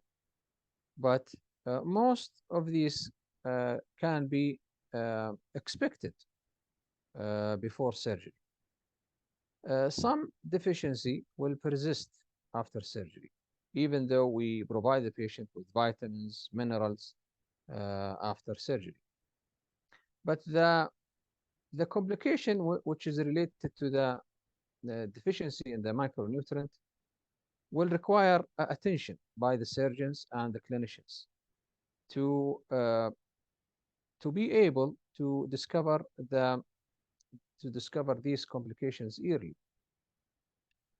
As you know, the early discovery will lead to better outcome. So the major sites where the vitamins and minerals absorption and the microbiome distribution in the bowel will be evaluated. The micronutrients deficiency will be reported after both either sleeve or bypass surgery. And it is important to know that after a few weeks up to months, that almost half of the patients will have this deficiency in the micronutrients. The variables will be associated in the post-operative vitamin and minerals for both surgeries. And the restriction of food, also low appetite, the changes in the hormones, all these will lead to a weight loss difference in the mechanism of the weight loss. Also, the bypass and the sleeve surgery will be re-evaluated if there is any complication happen during surgery, which can explain such severe deficiency like leak or stricture or malabsorptive condition. The vitamin and mineral absorption will be obvious because there is an exclusion of the remnant stomach, which has been removed, and the upper part also of the small bowel from the during the transit of the food. The nutrients cannot be absorbed in the small bowel, and especially the first part of the duodenum, the second part where there is a bile coming, which is affecting the fat absorption and vitamin, the lipid dependent vitamins. The degree of malabsorption will be related to the distal jejunum, the ileum, and the colon, which is really affected by the part of the Roux and Y. Where do you put your limb during surgery? The decrease in the absorptive capacity is a common portion of the small intestine, and the macronutrient absorption following bypass surgery, especially vitamin B12, is also impaired due to lower output of gastric juice as a result of bypass surgery. The small bowel will remain intact after surgery, and we would expect micronutrients to be less in the absorption, especially after sleeve gastrectomy in comparison to gastric bypass. But some studies showed that the micronutrients deficiency may occur also to some degree following both surgeries, either the sleeve gastrectomy or the bypass. And for the sleeve gastrectomy, the effect of the micronutrients will be dependent on the changes in the gastrointestinal motility which happen after surgery. For example, there is an increased gastric emptying compared to before surgery. And the gastrointestinal transit time is different. The hydrochloric acid and intrinsic factor secretion will be lower. It is expected. And the gastric fundus resection, hypochlorhydra, dissolution of certain vitamins and minerals might be impaired. The variables in surgery will lead to vitamin mineral deficiency, which are consequence of post-surgery complication, such as recurrent nausea and vomiting. Food intolerance and bacterial overgrowth will be considered as a cause for the macronutrients issues. Vitamin B12, as we all know, that it's a water-soluble vitamin, which require a coenzyme by metabolic like the methane synthesis, and the changes in the shape of the gastrointestinal tract will lead to increased secretion of hydrochloride and pepsin by the functional remnant segment.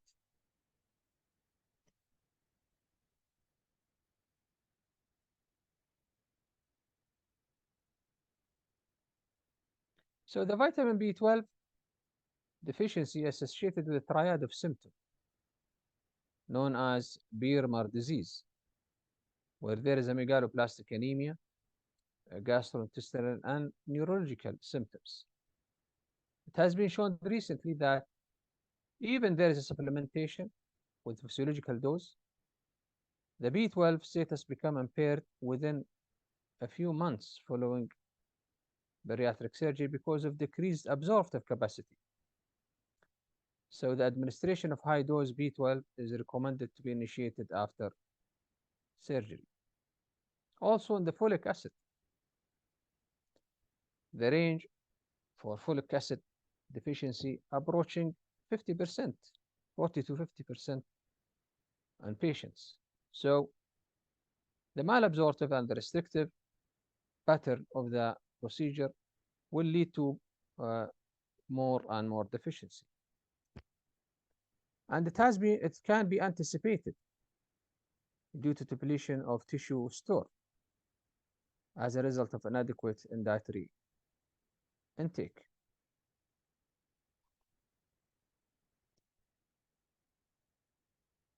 Recently, it has been found that folate may be synthesized by the colonic bacteria and seems to be absorbed throughout the small bowel and colon, with a lowering absorption gradient from jejunum to colon. That's why the post-operative supplementation following bypass surgery will be sufficient to prevent folate deficiency due to compensation for the lack of the intake. Vitamin B12, which is known as a thiamine, also has its efficacy, and the iron all of these, we can discuss them later on. Selenium also and zinc can be discussed with more lengthy discussion in other lecture. So, in conclusion, the obesity will dramatically affect the microbiome and augment micronutrients deficiency.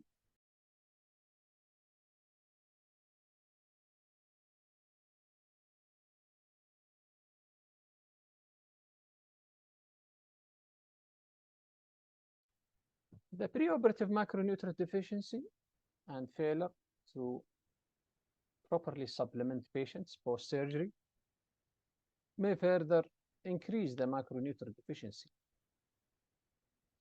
Many of these complications linked to dysbiosis in the microbiome following bariatric surgery may play a role in poor health outcome following surgery.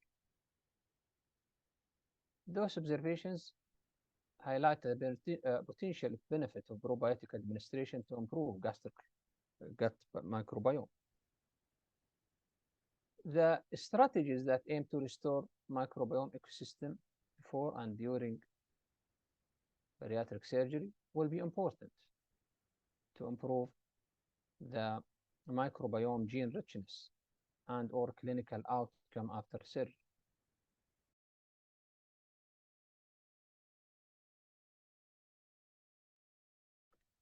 Thank you very much. Any question? أي سؤال يا أخوان؟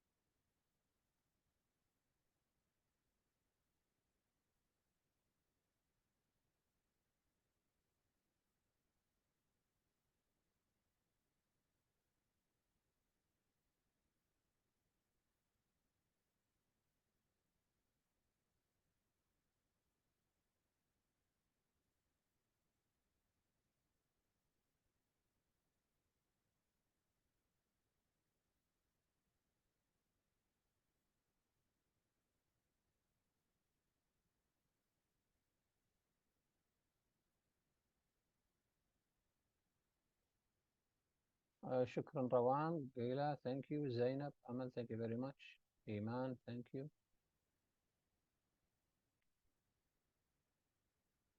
اي باقي محاضرات باقي. نعم. عبير thank you very much. نزهة أمل thank you. علي إيمان الصوت غير ثابت. والله المعذرة يا أختي، النت للأسف يعني ذو البقار thank you very much. النت ماني عارف يعني، بس زي ما أنتم عارفين النت في المنطقة كله متأثر يعني زي ما أنتم عارفين.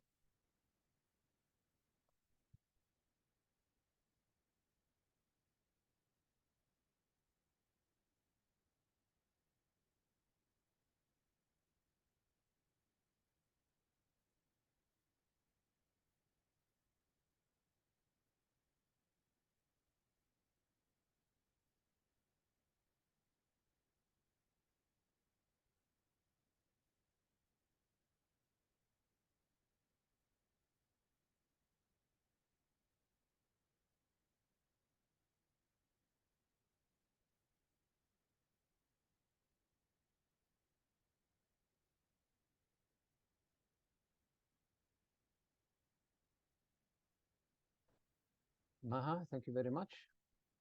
عبيد thank you. روان منى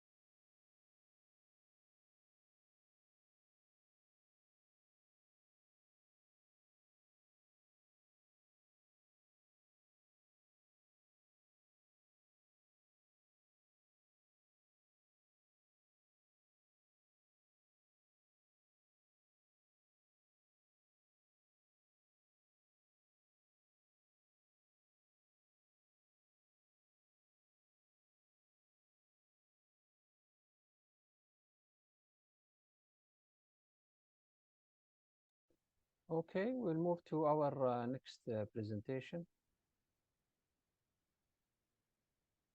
لا باقي يا اخوان، باقي محاضرات باقي.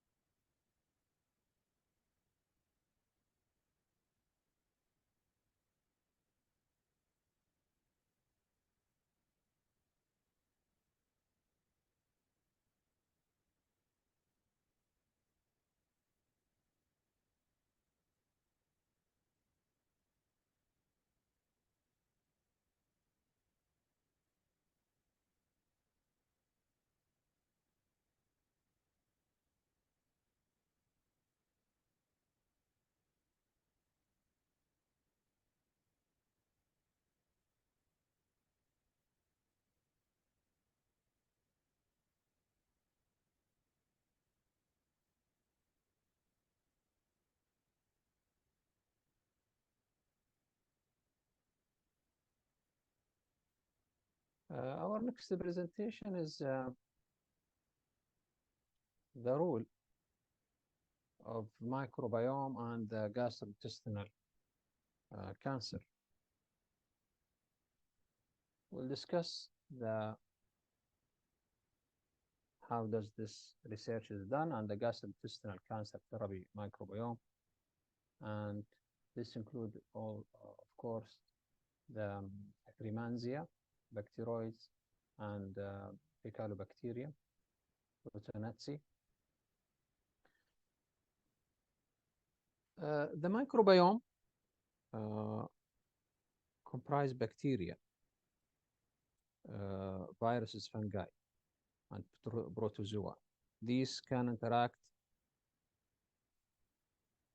in symbiosis or dysbiosis with their host. Different microbiome can be investigated with different approach. Many diseases show abnormalities in terms of alterated microbiome. The ability to study microbiome in more details using next generation sequencing provides a new insight. This sequence can analyze all DNA fragments and identify the differentiate bacteria, fungi, viruses from human DNA. Up to now, there is no healthy baseline for the microbiome. And due to many studies have known that diversity and functional redundancy are key players to establish a balance in the gut microbiome.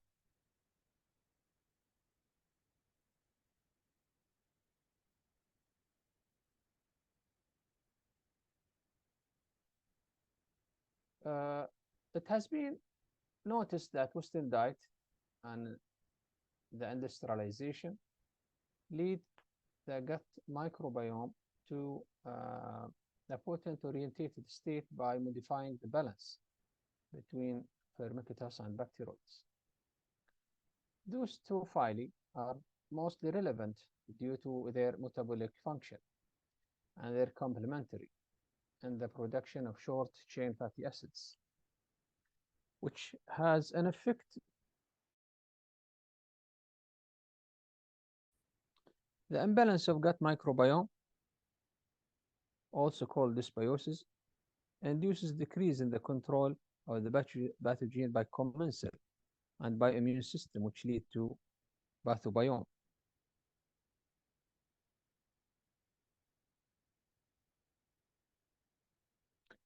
Since every patient shows an individual microbiome and the immune system and functional redundancy related to strain level resolution in function and immune recognition, a patient-specific baseline is required for reliable assessment.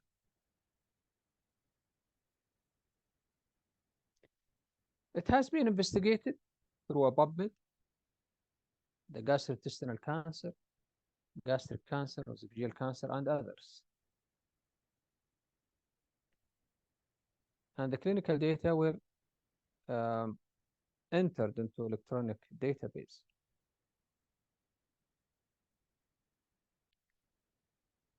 In this study, we have shown that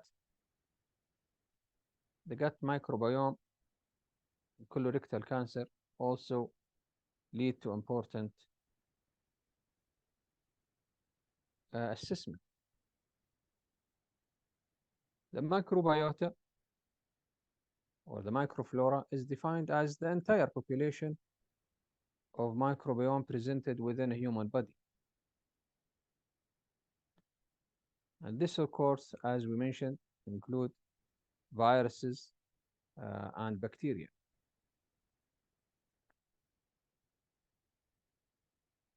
So compared to healthy individuals, colorectal cancer patients harbor a distinct mucosa-associated microbiota. For instance, the effect of colorectal cancer and the microbiota is generally characterized by an increase in the microbial diversity, which progress to cancer development at late stage. In the phylum level, the increased number of bacteroids, Firmicutes, and decreased number of protobacteria and mucosa-associated microbiota are noticed. But for the colorectal cancer progression, which tends to be associated with proliferation of Fusobacterium, Rhamnococcus, decline, and Lactobacillus, a difference in the mucosa-associated microbiota can also be observed before the appearance of cancerous state.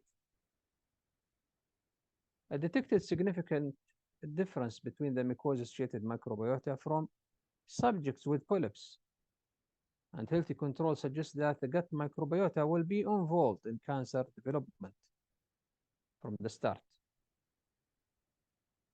It has been noticed and indicated that a shift in the microbiome and the metabolite will happen from the start of the development of the cancer, the colorectal cancer. And this can be possible and can happen because the etiology is important. Also, the long-term exposure of the antibiotic in the early up to middle age is associated with increased risk of adenoma at the age of 60. The microbiota alteration observed in colorectal cancer are not restricted to tumor site and can be seen in the healthy tissue. The multiple cohort, the mucosa-associated microbiota of the tumor tissue and nearby non-tumor mucosa was similar with regard to both individuals.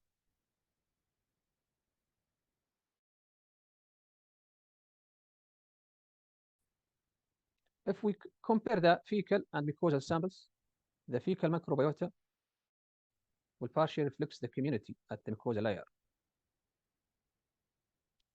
The difference due to colorectal cancer is still evident in the fecal sample. In non-invasive approaches, the most commonly used sample method in gut microbiome studies, fecal samples from colorectal cancer patients differ significantly from those of healthy subjects, both in microbial richness and community composition. In fecal sample, colorectal cancer development is usually associated with an increased and pro-inflammatory or pathogenic species belong to phyla and Fusobacteria, which lead to lower benefits of the phylum. But in other way, we have to know that the mucosa associated microbiome and the fecal microbiota of colorectal cancer is dynamic.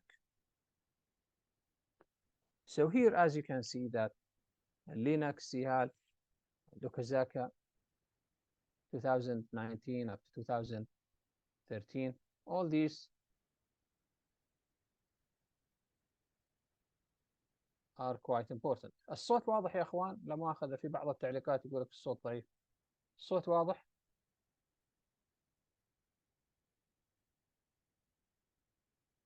في الشات بوكس يا اخوان الصوت واضح؟ طيب يا اخوان، اللي عندهم مشكلة في الصوت فاعتقد الجهاز عندهم في مشكلة يا اخوان. طيب شكرا جزيلا.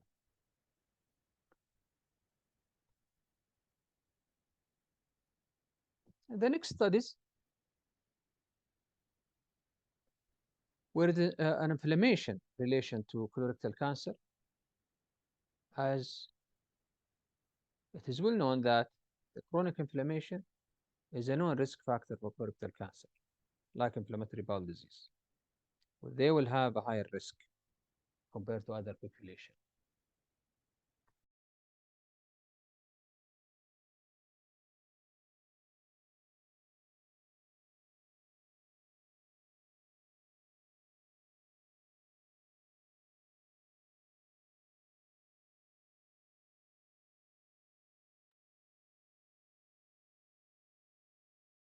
The increase in the pro-inflammatory species has been reported in all colorectal cancer patients. The most prevalent is the bacterium in the fecal and mucosal associated microbiota, which is the Fusobacterium nucleatum, which is in murine models increase in the proliferation of colorectal cancer cells and colonic tumorigenesis by activating TLR4, signaling to NF-κB and thus promoting the infiltration of a specific pro-inflammatory myeloid cell subset into tumors. A recent study found that 40% of colorectal cancer patients exhibit identical strains of Fusobacterium nucleatum in both tumor and saliva samples, suggesting nucleatum and colorectal cancer originate from oral cavity. Nucleatum does not appear to be alone. Meta-analysis of geography and technically diversity of the cohort studies showed that commensal and pathogenic bacteria that significantly enrich colorectal samples include genera like Fusobacterium, Peptidospectrus, Gemella, and others.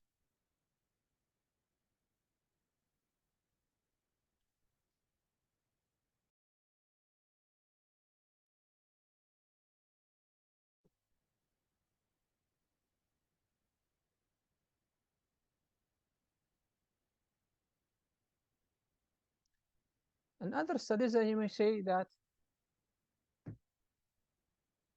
the last one by Schmidt in 2021, there was a controlled trials, human samples of 62 patients, 30 and 32, and 62 patients with colorectal cancer, where they have reduced alpha diversity in patients with post-operative complications, which did not reach their preoperative microbiota composition even after 2 years.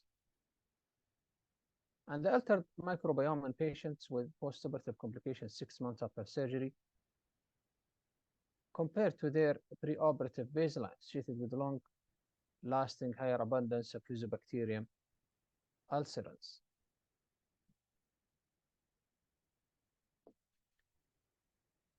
In 2020, observation studies by rectal samples for 101 patients who received colon or rectal surgery by Shogun showed that a higher abundance of bacteroid species, Rhinococcus, and patients with surgical site infection or anastomosis leak had no difference in their microbiome.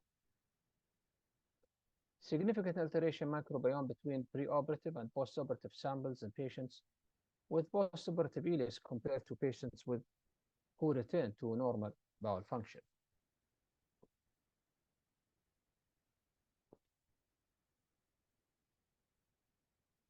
And colorectal cancer enriched microbiota are able to directly induce DNA damage to colonic epithelial cells. Some strains and colorectal cancer-associated family Enterobacteria produce Colibacter, which is a toxin responsible for oncogenic mutations in host colonic epithelial cells. The pivot rule, this toxin, the carcinogenesis, was confirmed by finding that Colibactin producing E. coli promoting tumorigenesis in animals. Another study showed that distinct mutational findings of E. coli in human intestinal organ showed that there is some signature detected in human colorectal cancer genome.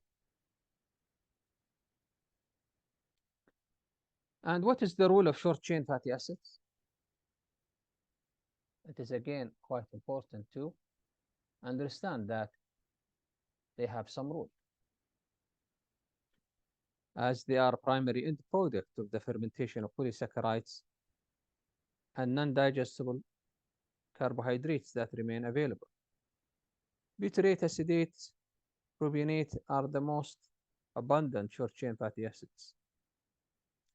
It has a remarkable array of colonic health-promoting and anti-neoplastic properties, along with being a preferred energy source.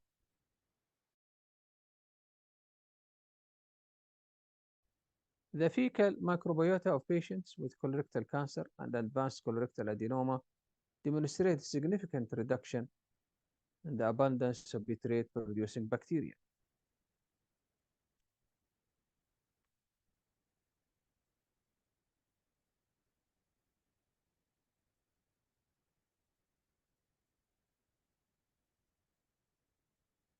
A meta-analysis of fecal metagenome confirmed a significant decrease in the carbohydrate degradation gene responsible for chain fatty acid production colorectal cancer. These changes in the microbiome and metagenome will be associated together for a decrease in butyrate concentration in colorectal cancer patients.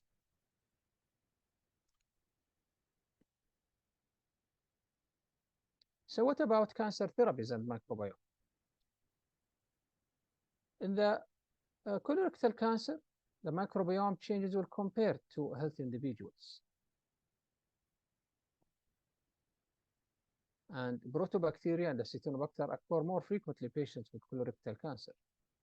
As you can see here, that the microbial composition is an independent risk factor in esophageal squamous cell carcinoma. But again, a therapy with a specific probiotic or opioids has an impact of microbial composition. The gastrointestinal microbiome is associated with chemotherapy-associated mucositis, as you may know. The microbiome alteration will be more prone for radiation-induced damage.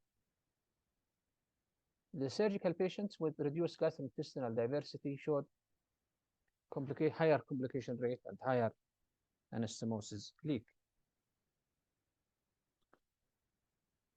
The preoperative complication, most commonly after colectomy of colorectal cancer patients, are anastomotic leak, so almost 10%, and wound infection, almost 15%, with colorectal carcinoma that showed reduced alpha diversity and higher abundance.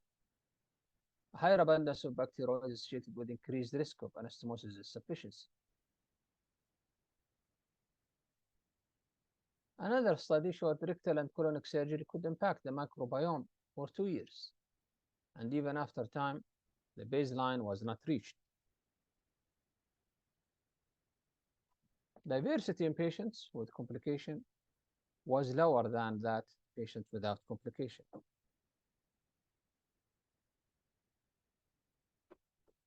So after resection, Pseudomonas, Enterobacteria, Staphylococcal, and Enterobacteria were significantly increased, and short-chain fatty acids were significantly decreased. Meta-analysis revealed that patients who had gastrointestinal surgery and higher diversity with more beneficial bacteria postoperatively also had a better outcome. What about chemo and immunotherapy? Is there any complication?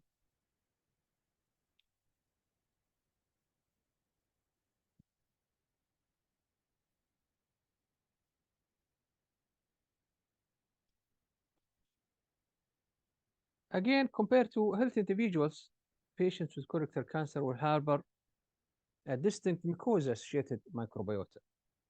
For example, the effect of colorectal cancer on the microbiota is generally characterized by increase in the microbial diversity that seems to progress with cancer development.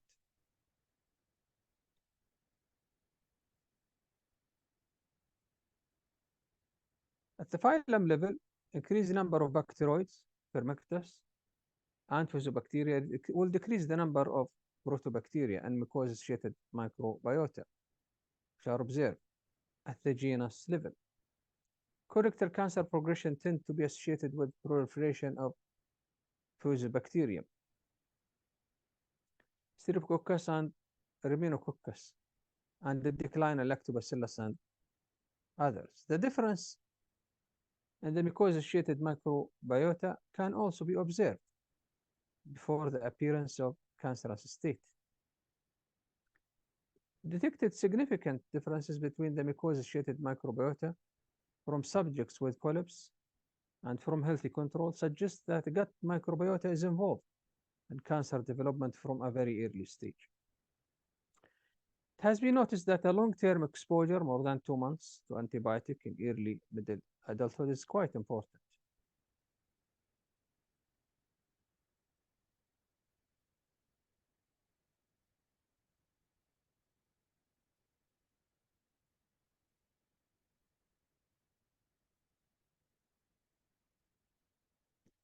The role of bacterial microbiota, as there are some extensive studies, but in the other direction, there is some data which is not available for everything. The enteric Arachidonic alteration, where there is an alteration in the community composition of the bowel microbiota, has been observed during tumorigenesis.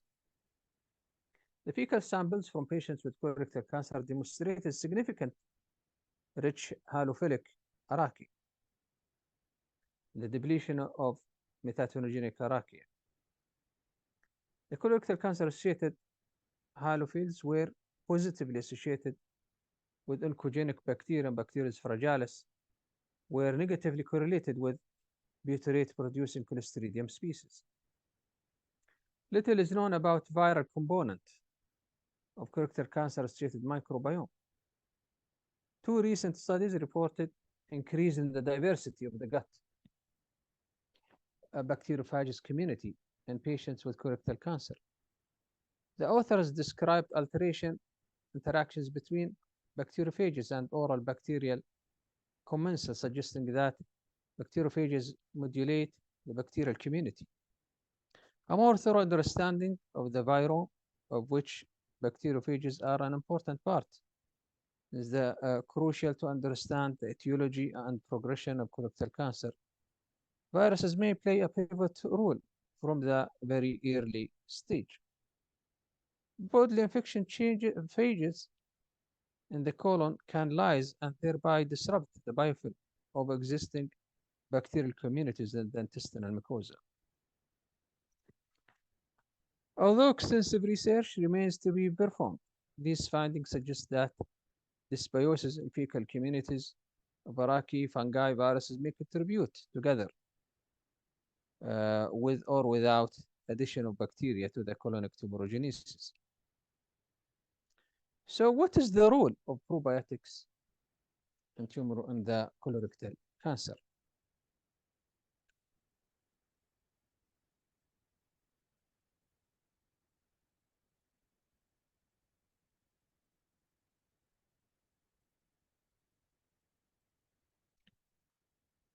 The ongoing alternatives to help in the treatment cancer has been explored a lot.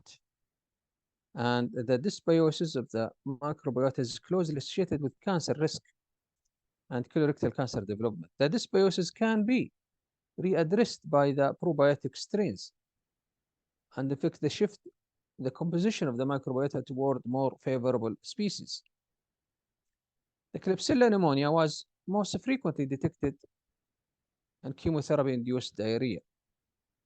But another problem is the resistance of tumor cells to 5-FU, as Fusobacterium nucleated also seems to play a role by upregulating the expression of BERK3 in tumor cells, thereby causing them to become insensitive to 5-FU. Fusobacterium nucleatum is associated with esophageal squamous cell carcinoma and cancer-specific survival, whereas probiotic, including Bifidobacterium bifidum, improve the outcome of 5-FU chemotherapy in rats with chemically induced colorectal cancer by enhancing the anti-tumor effect. Again, the commercial and medicinal probiotics have demonstrated potential beyond simply modulating the gut microbiota, and they have become attractive and promising agents of host microbiome modulating therapies for several diseases. Several studies have shown that the safety and effectiveness to enhance the action of chemotherapy and radiotherapy also in the fight against cancer.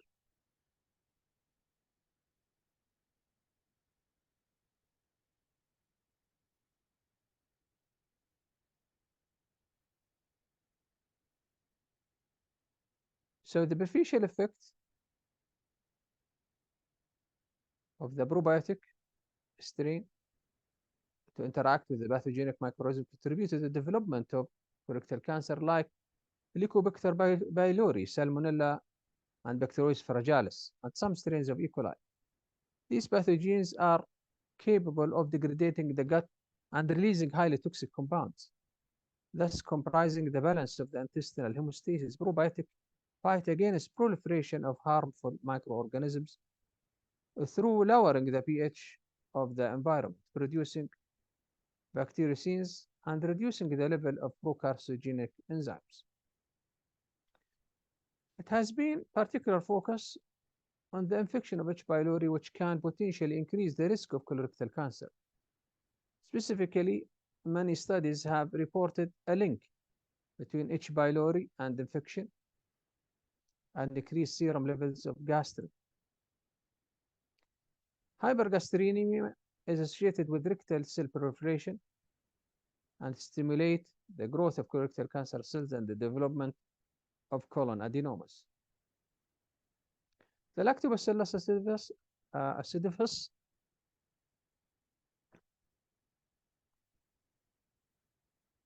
were found to protect against negative effects of H. pylori,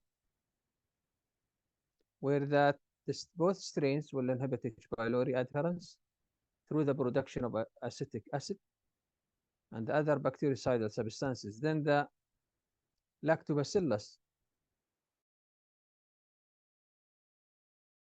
bulgarius was found to prevent the TLR4 signaling and thus the production of interleukin 8 through inflammatory cytokines that can lead to chronic inflammation as a result of H. pylori infection.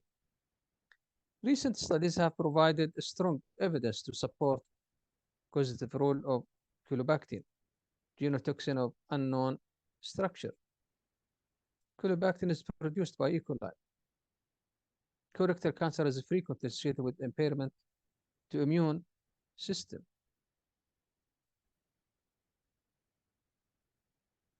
The tumor necrosis factor TNF alpha, interleukin 6 and 1, and other chemokines induce the tumor growth by promoting the angiogenesis and suppressing immune mediator tumor elimination, while dendritic cells and natural killer cells play a role in the early defense against cancer. Probiotic can enhance the innate immune function, including phagocytic activity of neutrophilic and cytotoxic activity of natural killer cells. Such abilities might lie at the root of their anti-infectious, anti-cancer effects. For example, strains of lactic acid bacteria, LAB, were reported and regulate the maturation of myeloid cells. Pro-inflammatory cytokines provide critical protection against colorectal tumorigenesis. So the microbiome impacts all therapeutic options in gastrointestinal carcinoma, which can influence the outcome of patients undergoing chemotherapy or immunotherapy and severely limit the patient's status of well-being. The decreased gut microbiome diversity showed a higher associated complication rate. Furthermore, side effects can lead to dose limiting during chemotherapy. To adequately appreciate these effects in clinical practice, the classical therapy option could be adapted to the individual microbiome and improve outcome and quality of life during therapy.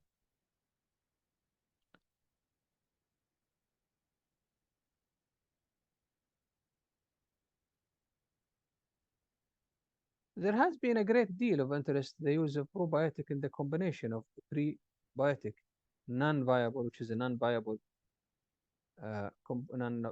food component that compare to health benefits and the host-associated modulation and microbiota, which induce a symbiotic to describe the combination of synergistically acting probiotic and prebiotic with respect to colorectal carcinogenesis. Symbiotic have been demonstrated to have protective effect via multiple different mechanisms.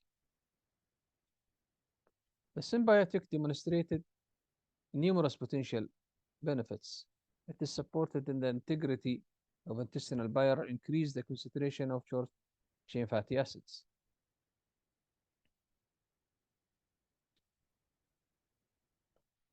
The interesting example where there's a combination of lactobacillus and cranberries, studies have indicated that phenolic compounds from cranberries act as antimicrobial substances against food pathogens such as E. coli.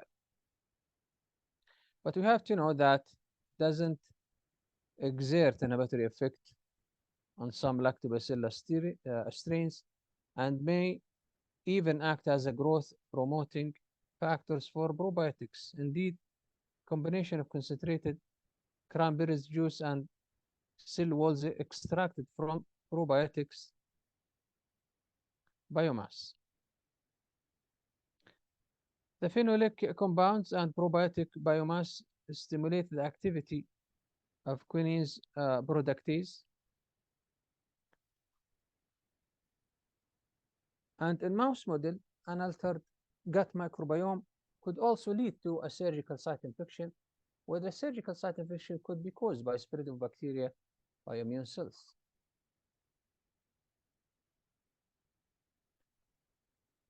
The therapy of probiotic can positively influence the surgical site infection.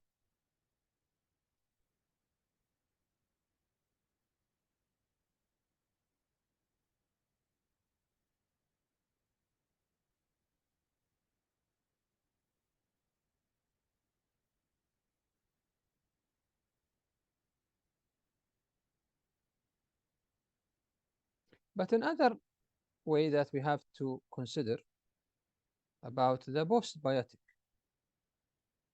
rule for colorectal cancer. And what is next after that?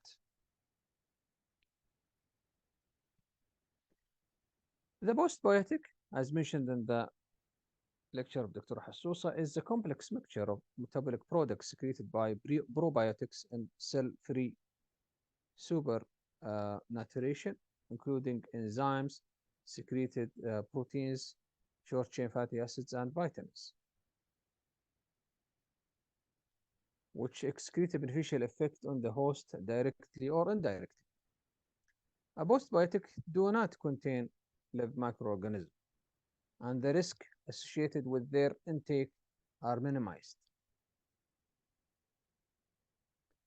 Postbiotics are conceptually similar to probiotics, which are the inactivated microbial cell of probiotics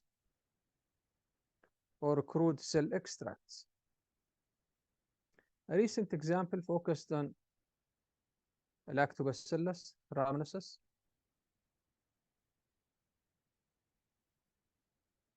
which is known to inhibit the cytokine-mediated apoptosis on animal studies, also in human intestinal epithelial cells by regulating signaling pathways.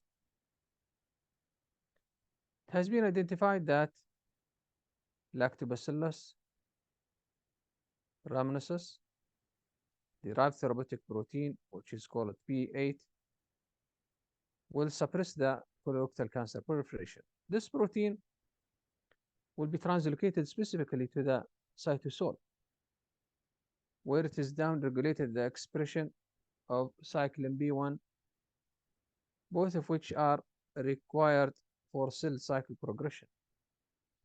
Another tumor suppressive molecule was identified in conditional media of the probiotic strain.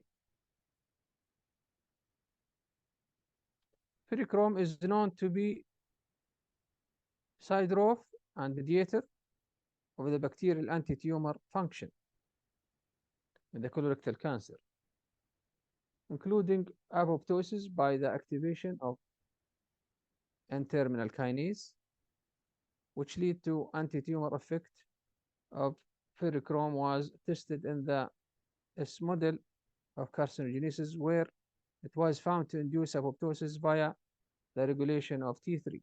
However, ferrichrome did not demonstrate any anti-inflammatory activity. The term metabiotics, which is referred to functional metabolites secreted by probiotics that can be optimized to host-specific function, has emerged the potential anti-cancer agents due to their ability to alter metabolite process in the gut lumen and reduce the severity of colon carcinogenesis. The metabolic extracts diminishes that anti-cancer potential by reducing fecal carcinogenesis, and the metabolic signature of Lactobacillus rhamnosus. And we have to consider that the recent studies also highlighted that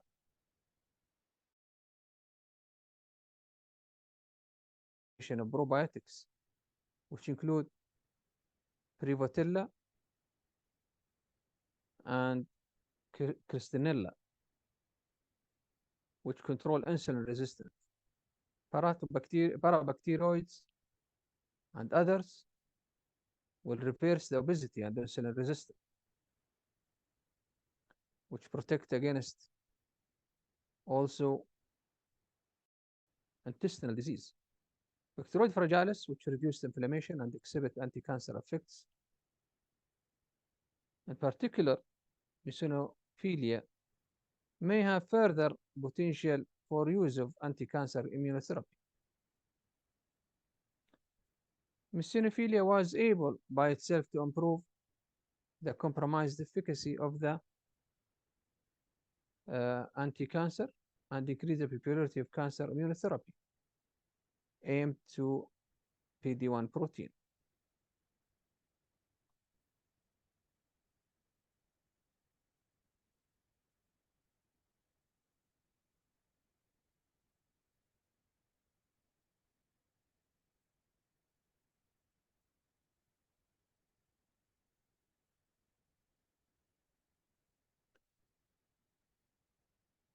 The finding of a particular relevance, given the increased popularity of cancer immunotherapy treatment, aimed to protein, which is a ligand for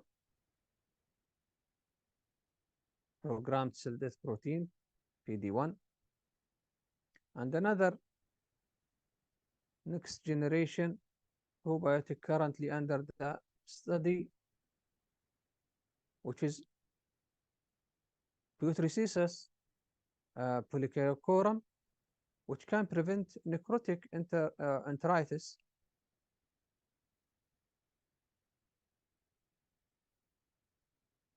and reduce pathogen abundance in the cecum and ileum, and has been reported to be safe in human interventions trials.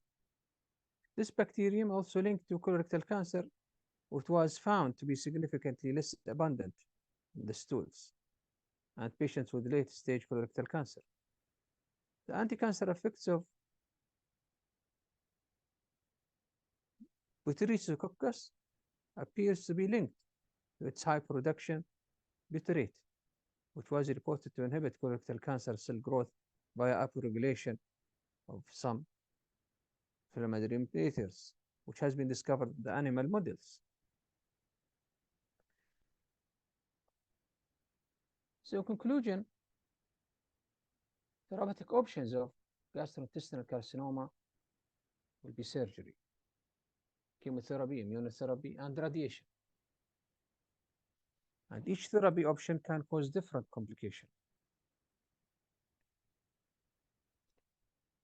The next generation sequence and the underlying microbiome during complication could be studied later on with more details.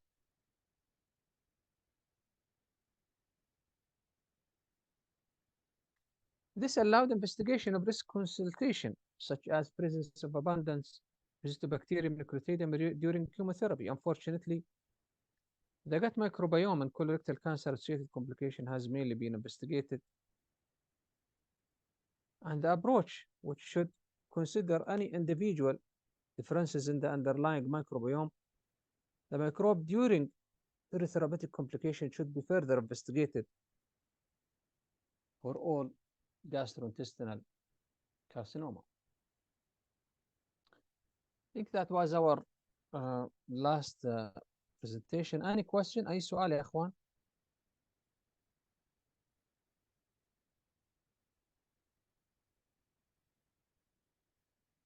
أي سؤال يا إخوان before we move to the Maghrib prayer?